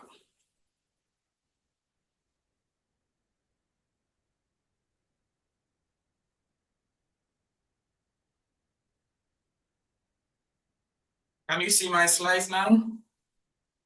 Yeah, we're working on it. Yeah, it's on. Okay. Thank you very much. I'm really delighted to be speaking to you and your colleagues.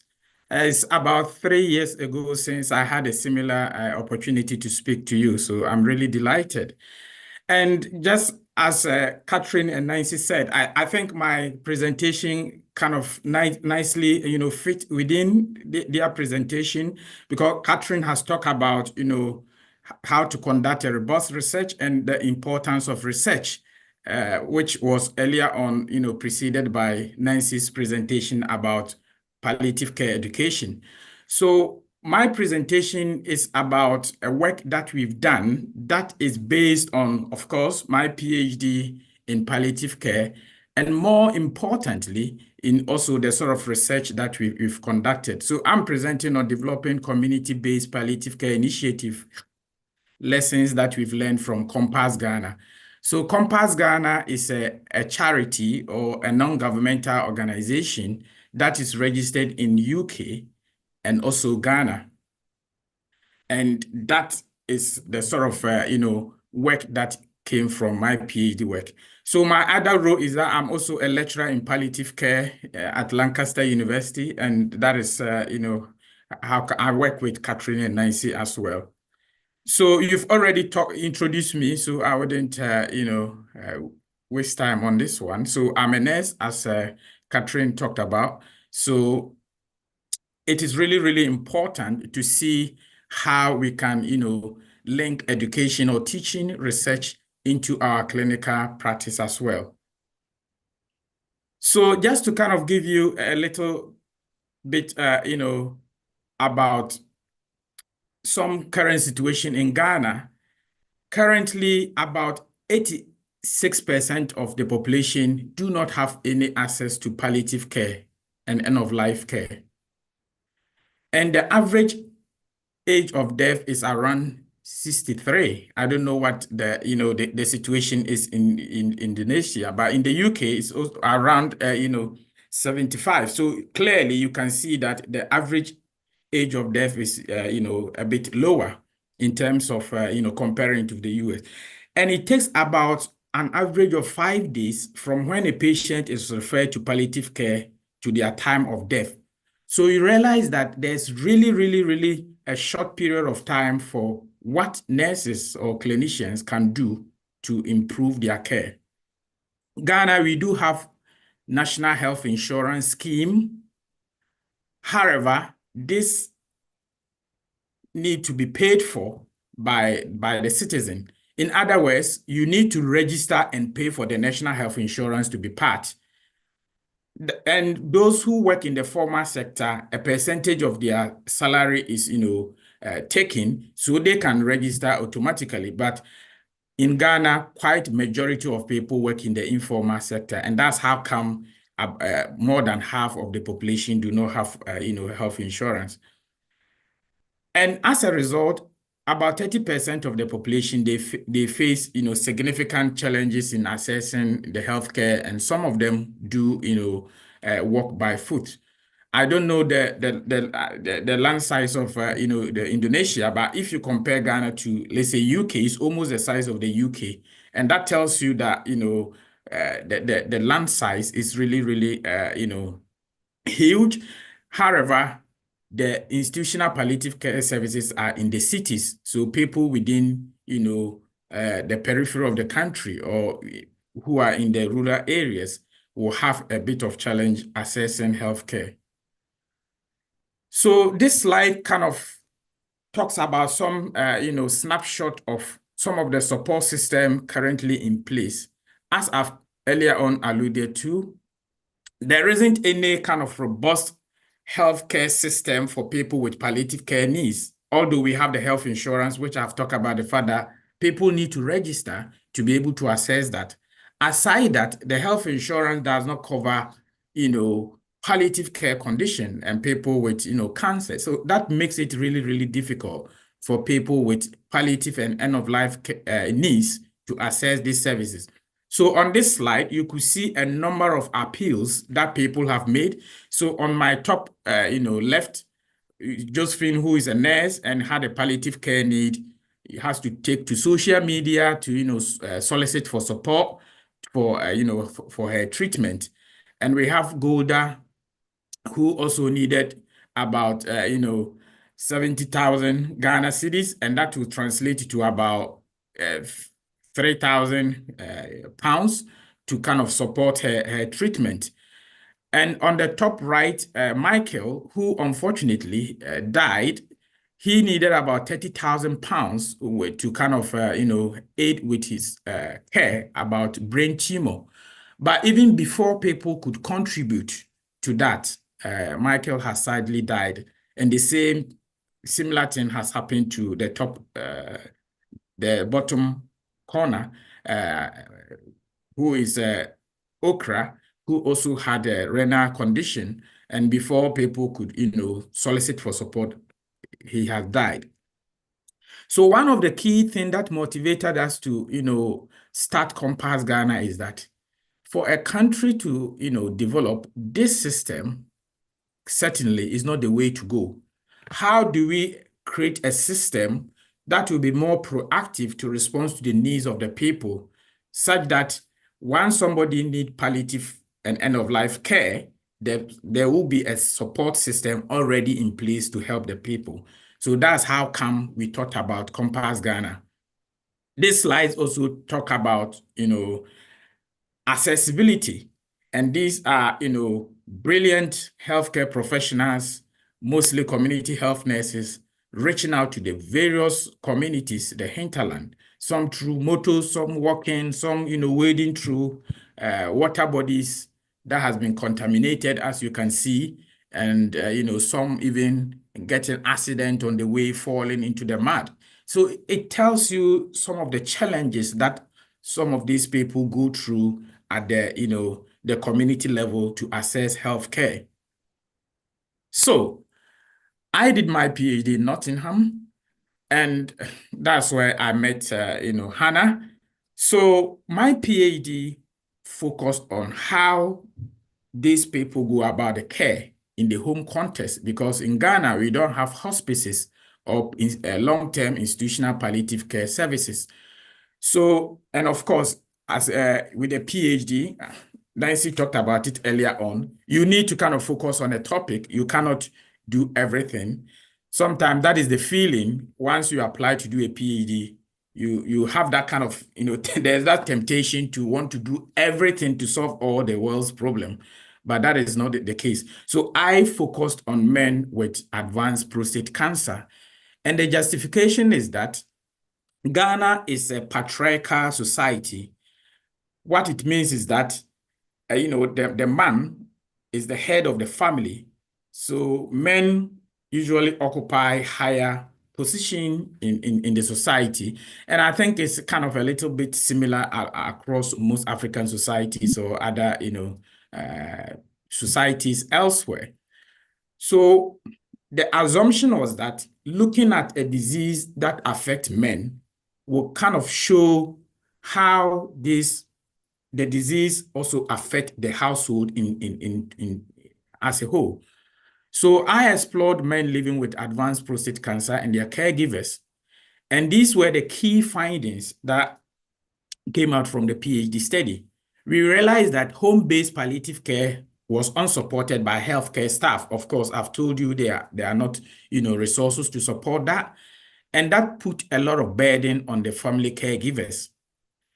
The other key finding was the cultural response to illness.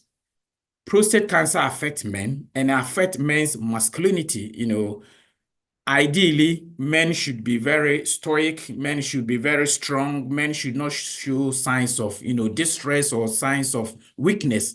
And prostate cancer does all these things.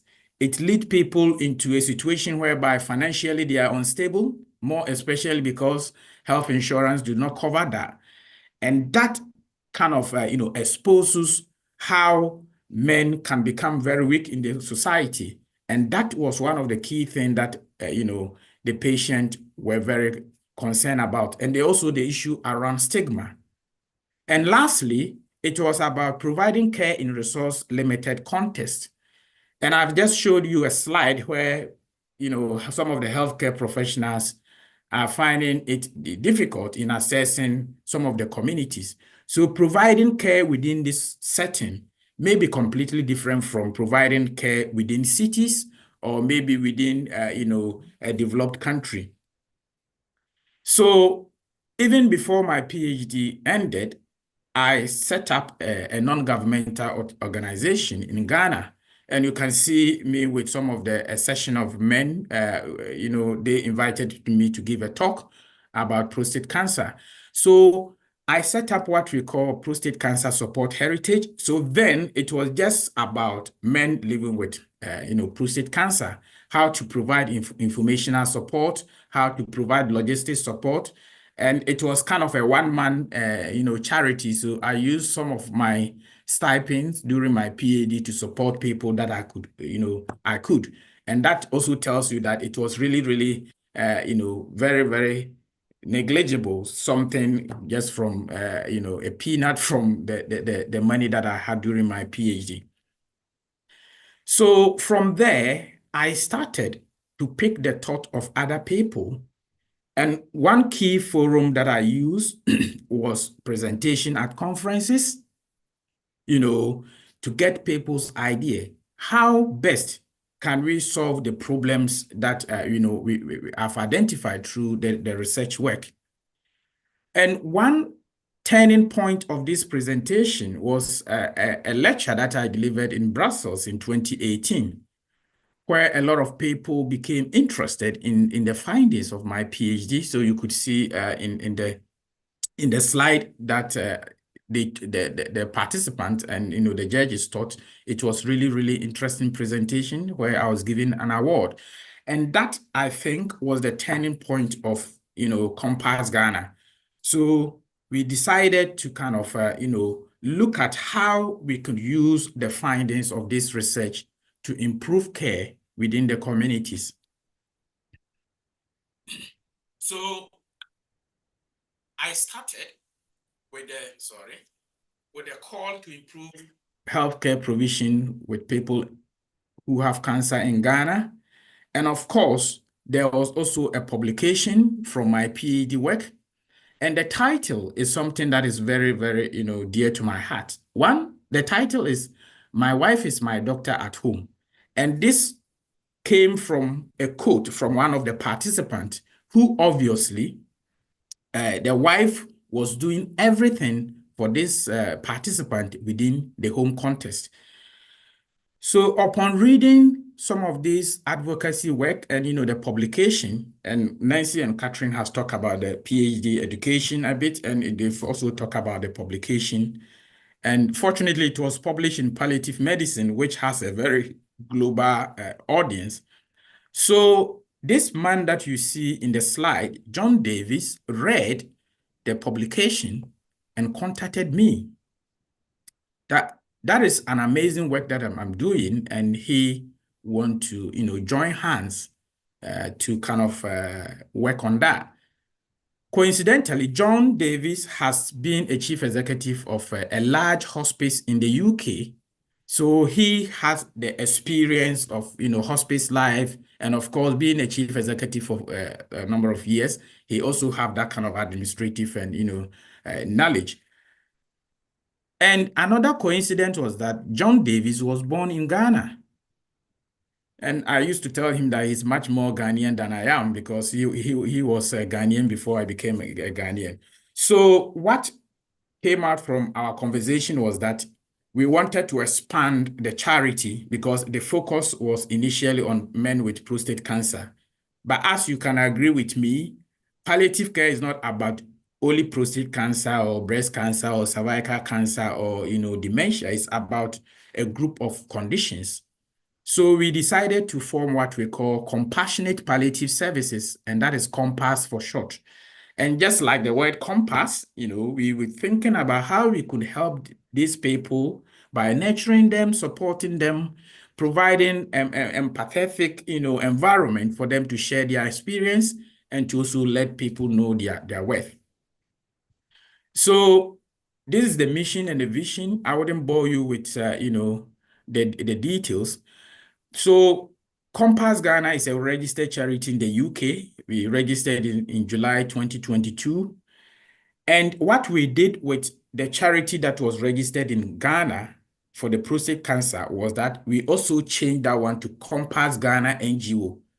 So what we have now is two charities or two non-governmental organizations, one registered in the UK and one registered in Ghana. The same name. The UK arm is helping us to, provide the necessary support in terms of funding, in terms of logistics, and the Ghana arm is the delivery arm. We as Compass Ghana do not deliver care ourselves, but we work with partnership with, healthcare professionals and institutions to deliver the care, including the community.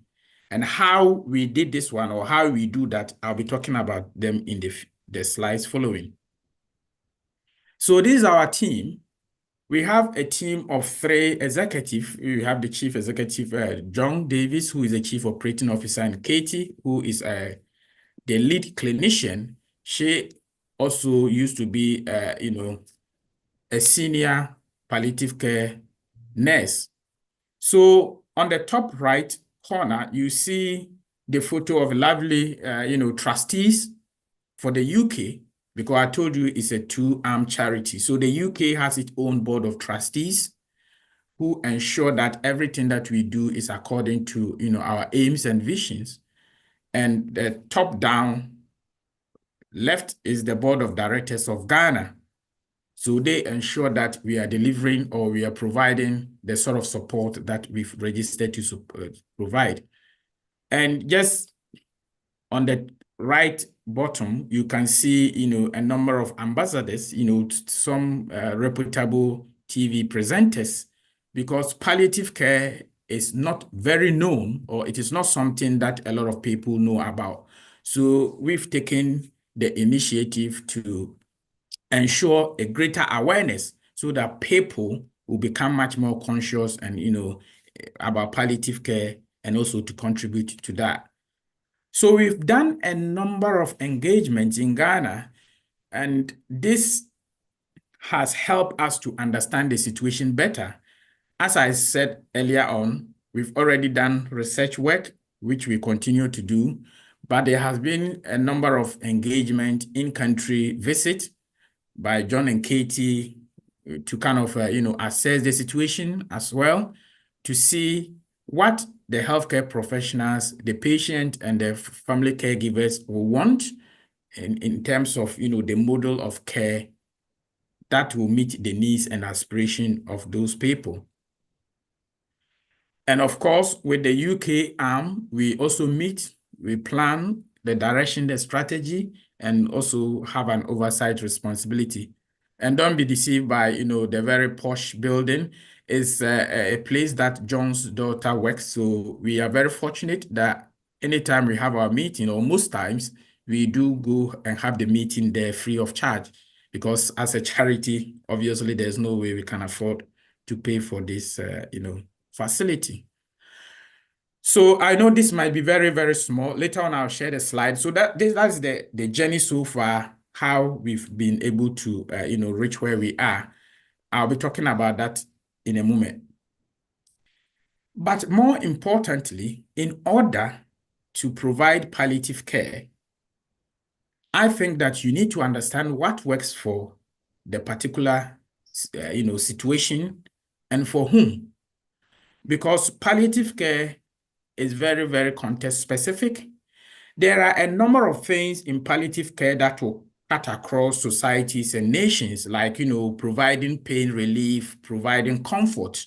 It may be the same or similar.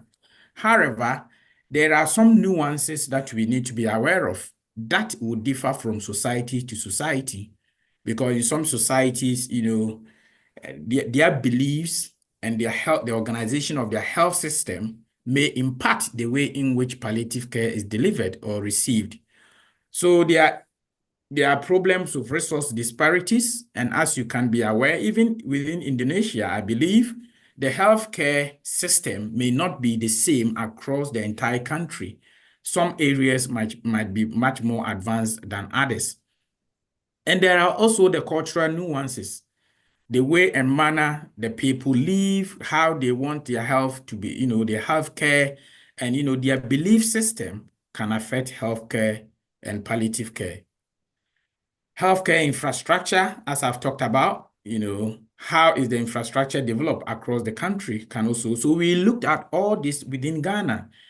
What is the funding or the economic factor? In Ghana, although we are fortunate in a way as compared to some African countries to have a health insurance, but even then, the health insurance is not what we envisage, or is not the best. Maybe compared to the UK, where it covers a wide range of, conditions. In Ghana, it's kind of like a shopping list, If you have prostate cancer, they tell you no, it's not within the the list that we can provide for. So also in terms of population and demographics, if you have a country where the population is much more aged or younger population, it all have impact on how you design the palliative care module. And just to swing back to the research, the importance of research, which I cannot overemphasize, is really, really important to understand the needs and the aspiration of the people. So this is the second paper from my PhD, and this talked about the way culture can influence how people want their care to be delivered or how they want to receive care. So this was, of course, on men with advanced prostate cancer. And because of some of the cultural beliefs, it affected the way they expected their treatment to be delivered. So in prostate cancer, one way to, mitigate the effect of the cancer is to, is the removal of the testicles to bring down the androgen level, and that will, reduce the symptoms a bit. In palliative care, you support the person through management. It doesn't aim at, treating the condition. However, most of these men refuse the treatment because culturally they believe that a man without balls, that without their testicles, it doesn't make them man. So most people wouldn't want that as an option. Some were also very much more interested in maybe issues around their erectile dysfunction. So if you are making any treatment decision that will have profound impact on their erectile function, then some may not want that. And as I said earlier on, Ghana is much more of a patriarchal society where the man is at the head of the family and they are expected to provide for the family, providing the needs for the family, providing, everything for the household or majority of that. But of course, with prostate cancer, they need to pay for their treatment. Most of them will not be able to work in advanced cases. And people believe that they've now moved from the head of the family to the tail. And that was a very, very, very serious, cultural thing to them. So to you, you may think that you're providing care for the person, but if it doesn't include the socio-cultural aspect, the situation that the person finds himself, that wouldn't meet their needs. So we took all these things into consideration in designing a palliative care model that will meet the needs and the aspiration of the people. So we've done a lot of international research and engagement, as I've talked about. So in this picture, you can see Nancy, myself, and some colleagues from Lancaster University. We went to Ghana last year for a research capacity building and engagement. And all these things also feed into that. We've had a number of, discussion with, healthcare professionals and communities, and you can see people reading maps, going into the community to engage the opinion leaders, the chiefs. So it's a matter of learning, unlearning, and relearning. We don't just kind of take one position and that is it. You have to open your mind up that things ought to change. So in terms of the provision of palliative care, we've gone through several stages. So I'll try to summarize that. So the first stage was, we encourage about 26 health professionals to attend a first online, learning in partnership with Lancaster University. And this was a project that Catherine, Nancy, and colleagues, are doing. It's about palliative sedation. So there was a 3-week online program through Future Learn. So we just used that one as an opportunity to test their appetite for palliative care. So 26 healthcare professionals did that online training, and through Future Learn, they had their certificate, and that's what you can see displayed there. So that raised people's interest in palliative care. And we went to the second stage by, awareness, more awareness, education, and training. So we were able to work collaboratively with colleagues from Hospice Africa, Uganda. Some of you might have heard that. In Africa, Uganda is one of the leading countries when it comes to palliative care. So Compass Ghana, through the donations that we have, we're able to bring this clinician from Uganda to Ghana to train about 35 healthcare professionals. The initial plan was to send about 2 or 3 people to Uganda. But later on, upon reflection, we said that if we are to send about 2 or 3 people to Uganda, we could as well use the same amount to bring these trainers, about 3 of them or 4 of them, to Ghana, and that will benefit more people. And that's what we did. And we thank them for their flexibility to adjust to that. So we did an awareness with a lot of people in Ghana and association, including the Ghana Palliative Care Association, and a lot of institutions in Ghana.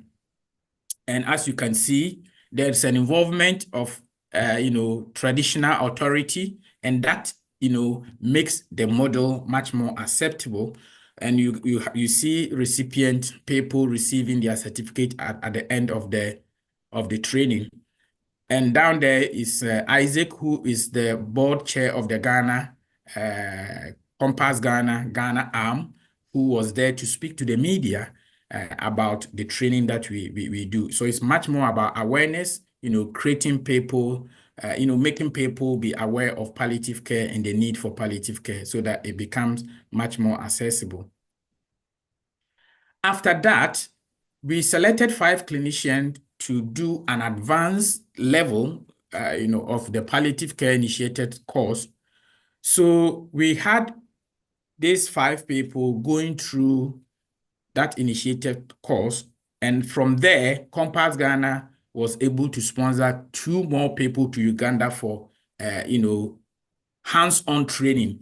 That one, there was nothing we could do, because most of the facilities are there. So we needed to just send the two people for the advanced training. And they met other people from other African countries for the training. And you can see them with their certificate at the end of the 3-week hands-on training. But critically important is what they did after their training. So the nurse and the medical officer who went for the training, after they are returned, they've been able to set up a palliative care team. They've attended to about 9 outpatients, and 10 inpatients. And they have in turn organized a 2-day train-the-trainer course. So they've been able to share all the experience that they've learned from the 3-week training that they received in Uganda. And they are still doing that. So this was just this week. They are training more people. And you can see one of the topics, breaking bad news. They are visiting people in their homes and providing care. And recently, we wrote a blog to EAPC about that activity, and the link to the blog is here. And of course, some people have really given good feedback on the work. But as any model or any plan, you need to listen to feedback. You need to reassess what is going on right and what need improvement, so that you can always improve to give the best. So moving forward, the plan is that we've been able to successfully done one hub at a hospital that is providing the care.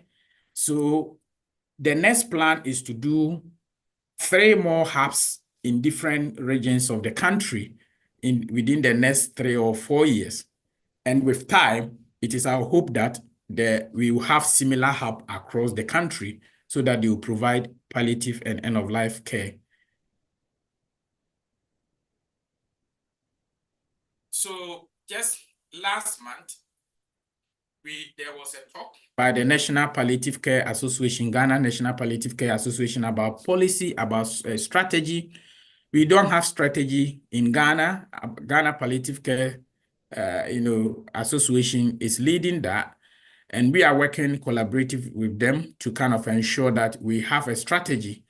Because we believe that without a strategy, people will be doing things, and people are doing things in silos, and that doesn't ensure maximum impact.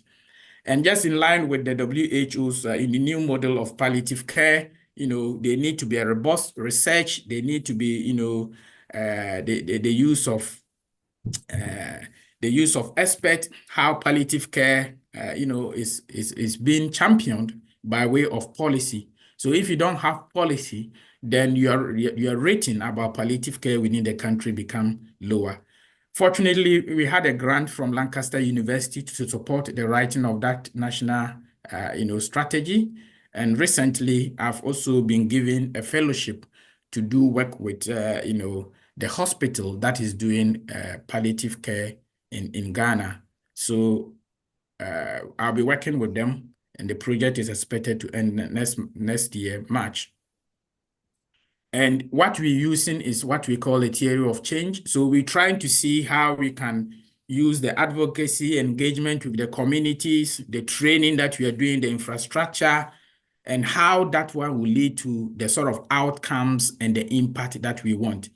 The end result is that we want people to experience a dignified end of life and palliative care. And that is also about the theory of change. So as I said, it's about, establishing a good foundation. And what we are doing is, adopting a whole system approach. As you may be aware, palliative care needs a multidisciplinary team. And so many factors can affect the delivery and the impact palliative care can have on the people. So we are adopting what we call a systems approach. We are looking at palliative care much more holistic, including the community in the design and the implementation. And also we learn and adjust and adapt, as I have talked about. And with time, we will be able to scale it to the other part of the country in order to ensure a universal access. So we do share our experiences as well. So this is all and we also kind of work with other colleagues, in different parts of Africa and elsewhere to ensure. So this is a project that look at undergraduate nurses palliative care education. So this were with colleagues from Leeds University, and we went to South Africa, and we learn and kind of improve what we do. And this is more presentation. This was in Brussels, I think last year or so. And just last 2 months, I was in Sweden to also talk about, Compass Ghana, and also to learn from the Swedish contest as well. Not only that, we also involve medical students. So I'm really glad you have your student listening to this presentation. So there is a phrase known as catch them young.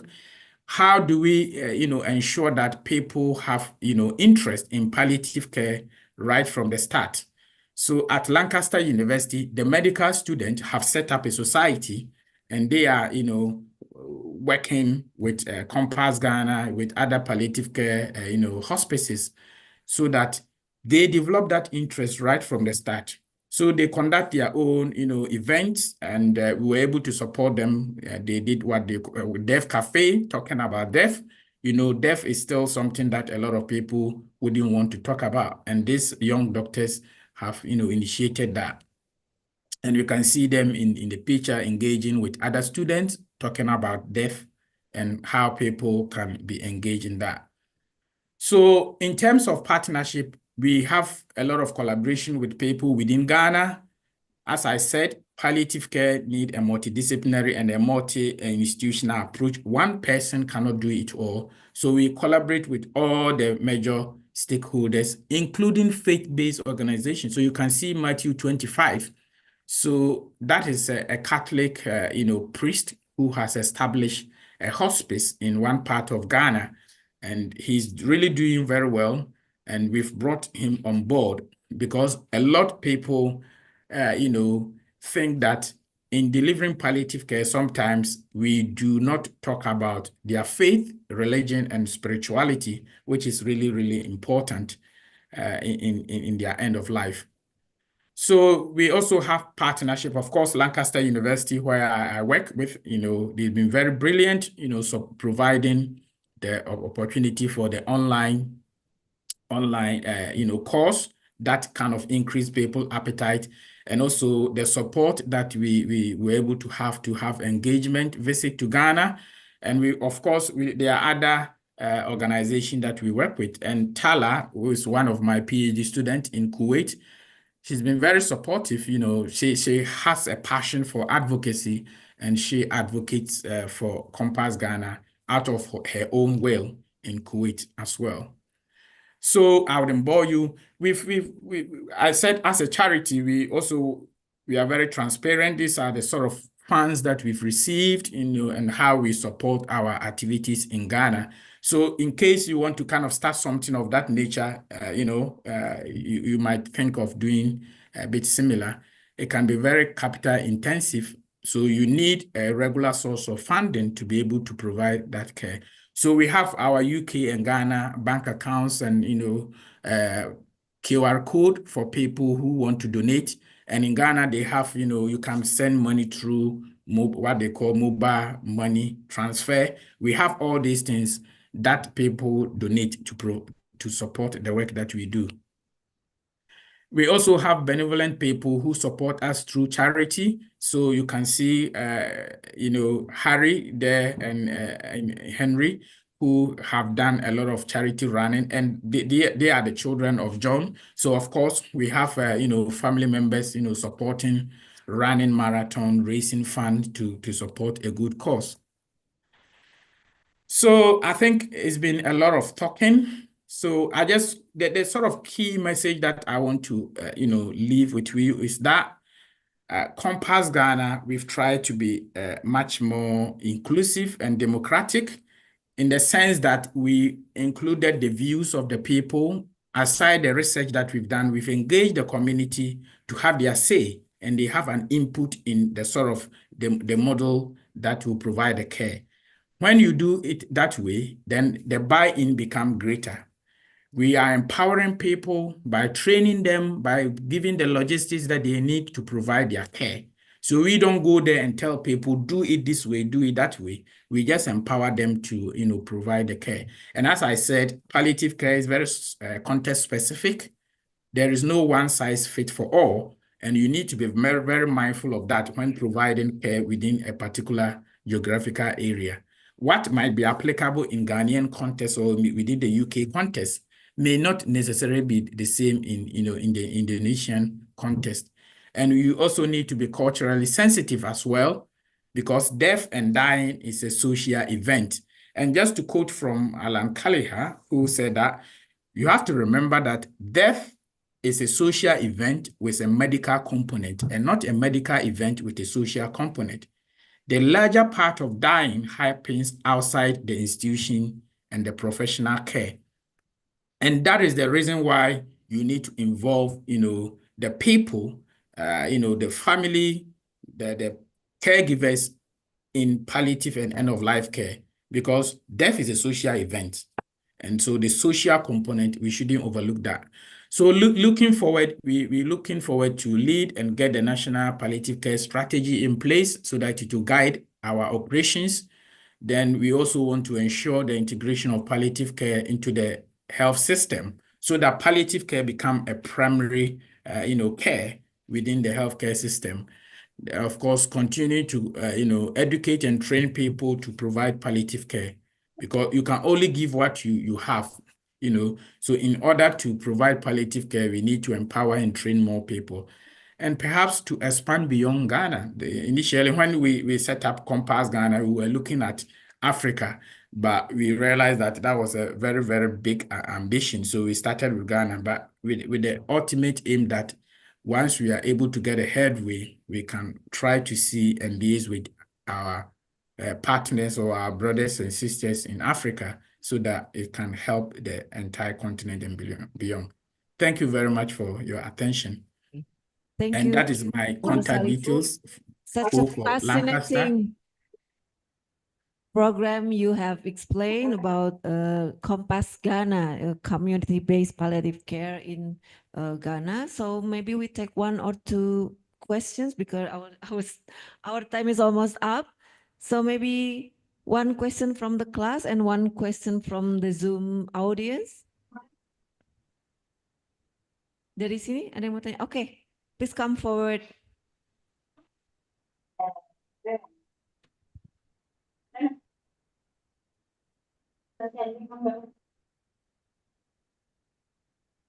Okay, thank you very much for taking the time. I greatly appreciate the opportunity. I have a question regarding palliative care and will be grateful for your insight. In Indonesia, cultural beliefs and practice play a significant role in healthcare delivery, particularly in palliative care. How do you think cultural factor influence the acceptance and delivery of palliative care? And what strategy can be employed to ensure that palliative care is both culturally sensitive and effective? Are there any cultural barriers that you believe need to be addressed to improve patient outcomes in palliative care? Thank you. Thank you very much for your question. So if I got you clear, you want to know about the influence of culture and how sometimes it can serve as a barrier and how to overcome that. So with culture is a very, very fluid, concept. And what represents good care, for instance, in one setting may not be necessarily the same. So it's really, really important to understand the culture by engaging them. And that is, throughout my presentation, you see, we've done the research. Aside the research, we've gone to the community. We've asked the people, we've asked, the patient group, the caregivers, the traditional leaders, and the traditional leaders are particularly the repository of culture. So they are able to tell, if you do it this way, we wouldn't like it. These are the things that we like, or these are the things that will match with our culture. So for instance, one of the findings that we got from the work that we did was that men most often than not, they become a little bit dissatisfied where they are being cared for. Everything you need to do it for them. They feel that they are not being empowered. So you have to take all these things into consideration. And sometimes there are some of the treatment or options that people may not want to, take.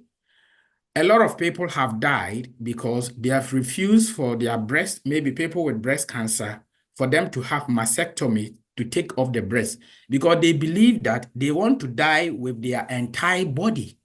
They don't want to die with some of their body off.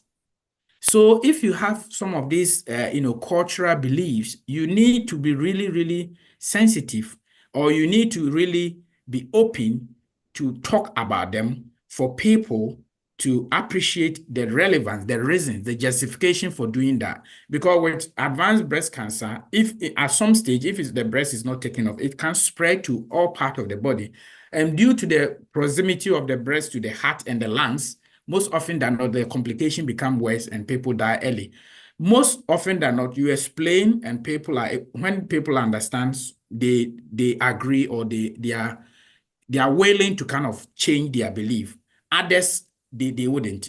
So I think that's one of the things. The first thing to address the barrier is to know about the barrier, to understand about the barrier, recognize the importance of it. Don't rubbish it. That's what they believe in, but provide the rationale for the sort of things that you are also proposing. Once people understand what you are offering, chances are that they will agree with you. Have some of the traditional people or the local communities as part of the team so that they can inform and correct when you are taking anything that does not conform with the culture. And I think that will be really, really helpful in any palliative care model that you design. Very clear response, I think, yeah. So we'll take one more question from the Zoom audience. Is there any questions?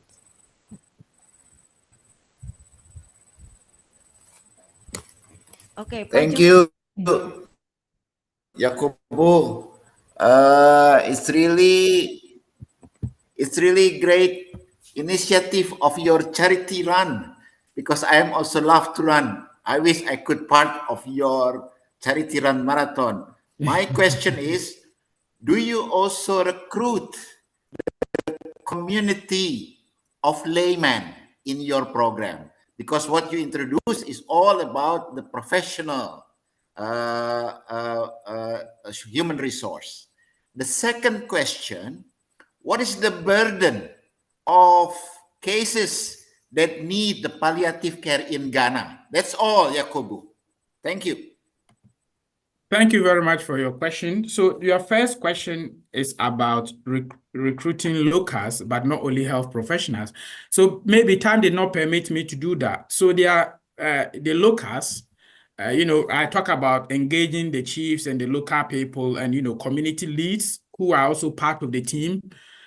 So that makes, first of all, our design of the palliative care model much more culturally sensitive. And at the same time, it also makes access to the community easy. So if, for instance, even although I'm a Ghanaian, but even if I go to Ghana and I go to some community that I don't know, how do I assess the people? You need to get a local person who know the specific area. So we have some of these people, also playing part. The other question that you asked has to do with the burden of people with palliative care needs in Ghana. Yeah. So I think I talked about this briefly during my presentation. About 85% of people do not have access to palliative care. And that is huge because we don't have hospices.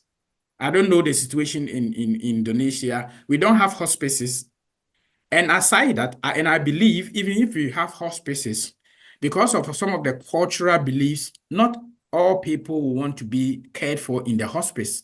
Some want to live with their families and die. Some want their families to participate in their care during their end of life.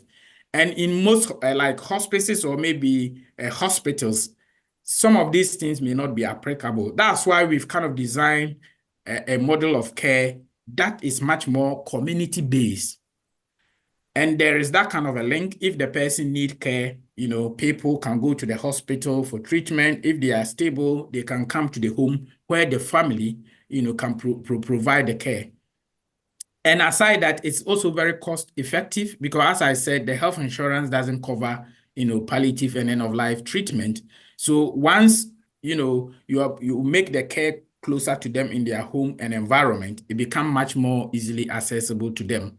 So that's one of the things that we're doing to ensure that the burden is relieved. But of course, that also has its own consequences. It puts a lot of pressure on the family and the family caregivers. But it comes natural. A lot of people want to give back to people. So there's a saying in Ghana that if your parents take care of you for your teeth to grow, you need to also take care of them for their teeth to fall out. So there is that kind of reciprocity. You care for me to grow, I'll care for you to grow old and die, that kind of thing. So people naturally want to be part of providing care for the people within the home context. And that's where Compass Ghana is.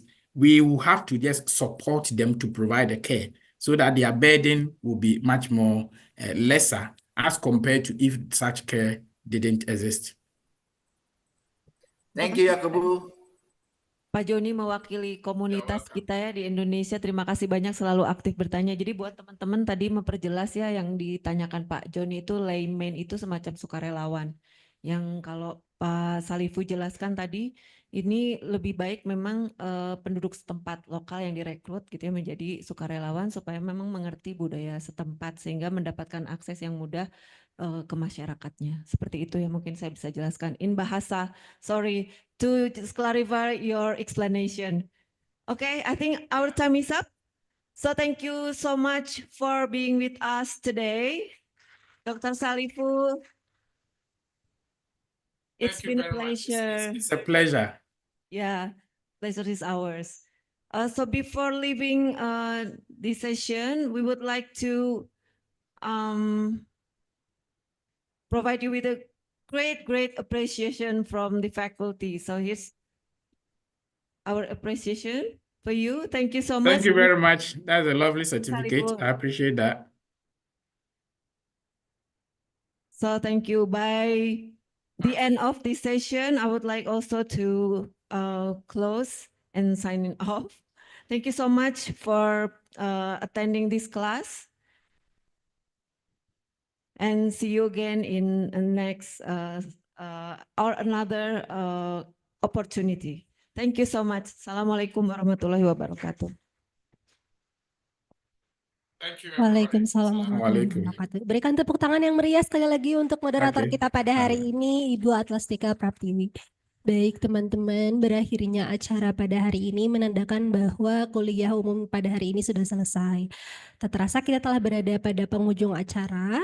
Kami mengucapkan terima kasih yang sebesar-besarnya kepada seluruh partisipan atas kontribusi yang berharga serta partisipasi yang aktif baik yang hadir secara luring maupun yang hadir secara daring di dalam Zoom.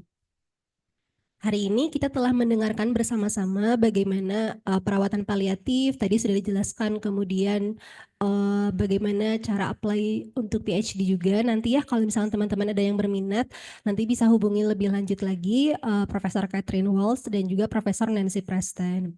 Baik, sebelum kami akhiri acara ini, kami ucapkan terima kasih yang sebesar-besarnya kepada para pembicara yang telah meluangkan waktu dan juga tenaganya untuk hadir dalam acara hari ini. Dan yang paling utama kami ucapkan terima kasih kepada teman-teman sekalian sudah meluangkan waktunya untuk hadir pada acara hari ini. Terima kasih dan sampai jumpa pada acara Spektrum ataupun Hybrid Lecture Series lainnya. Wassalamualaikum warahmatullahi wabarakatuh. Ya. Baik teman-teman di Zoom boleh meninggalkan ruangan Zoom karena acara sudah selesai. Terima kasih atas partisipasinya.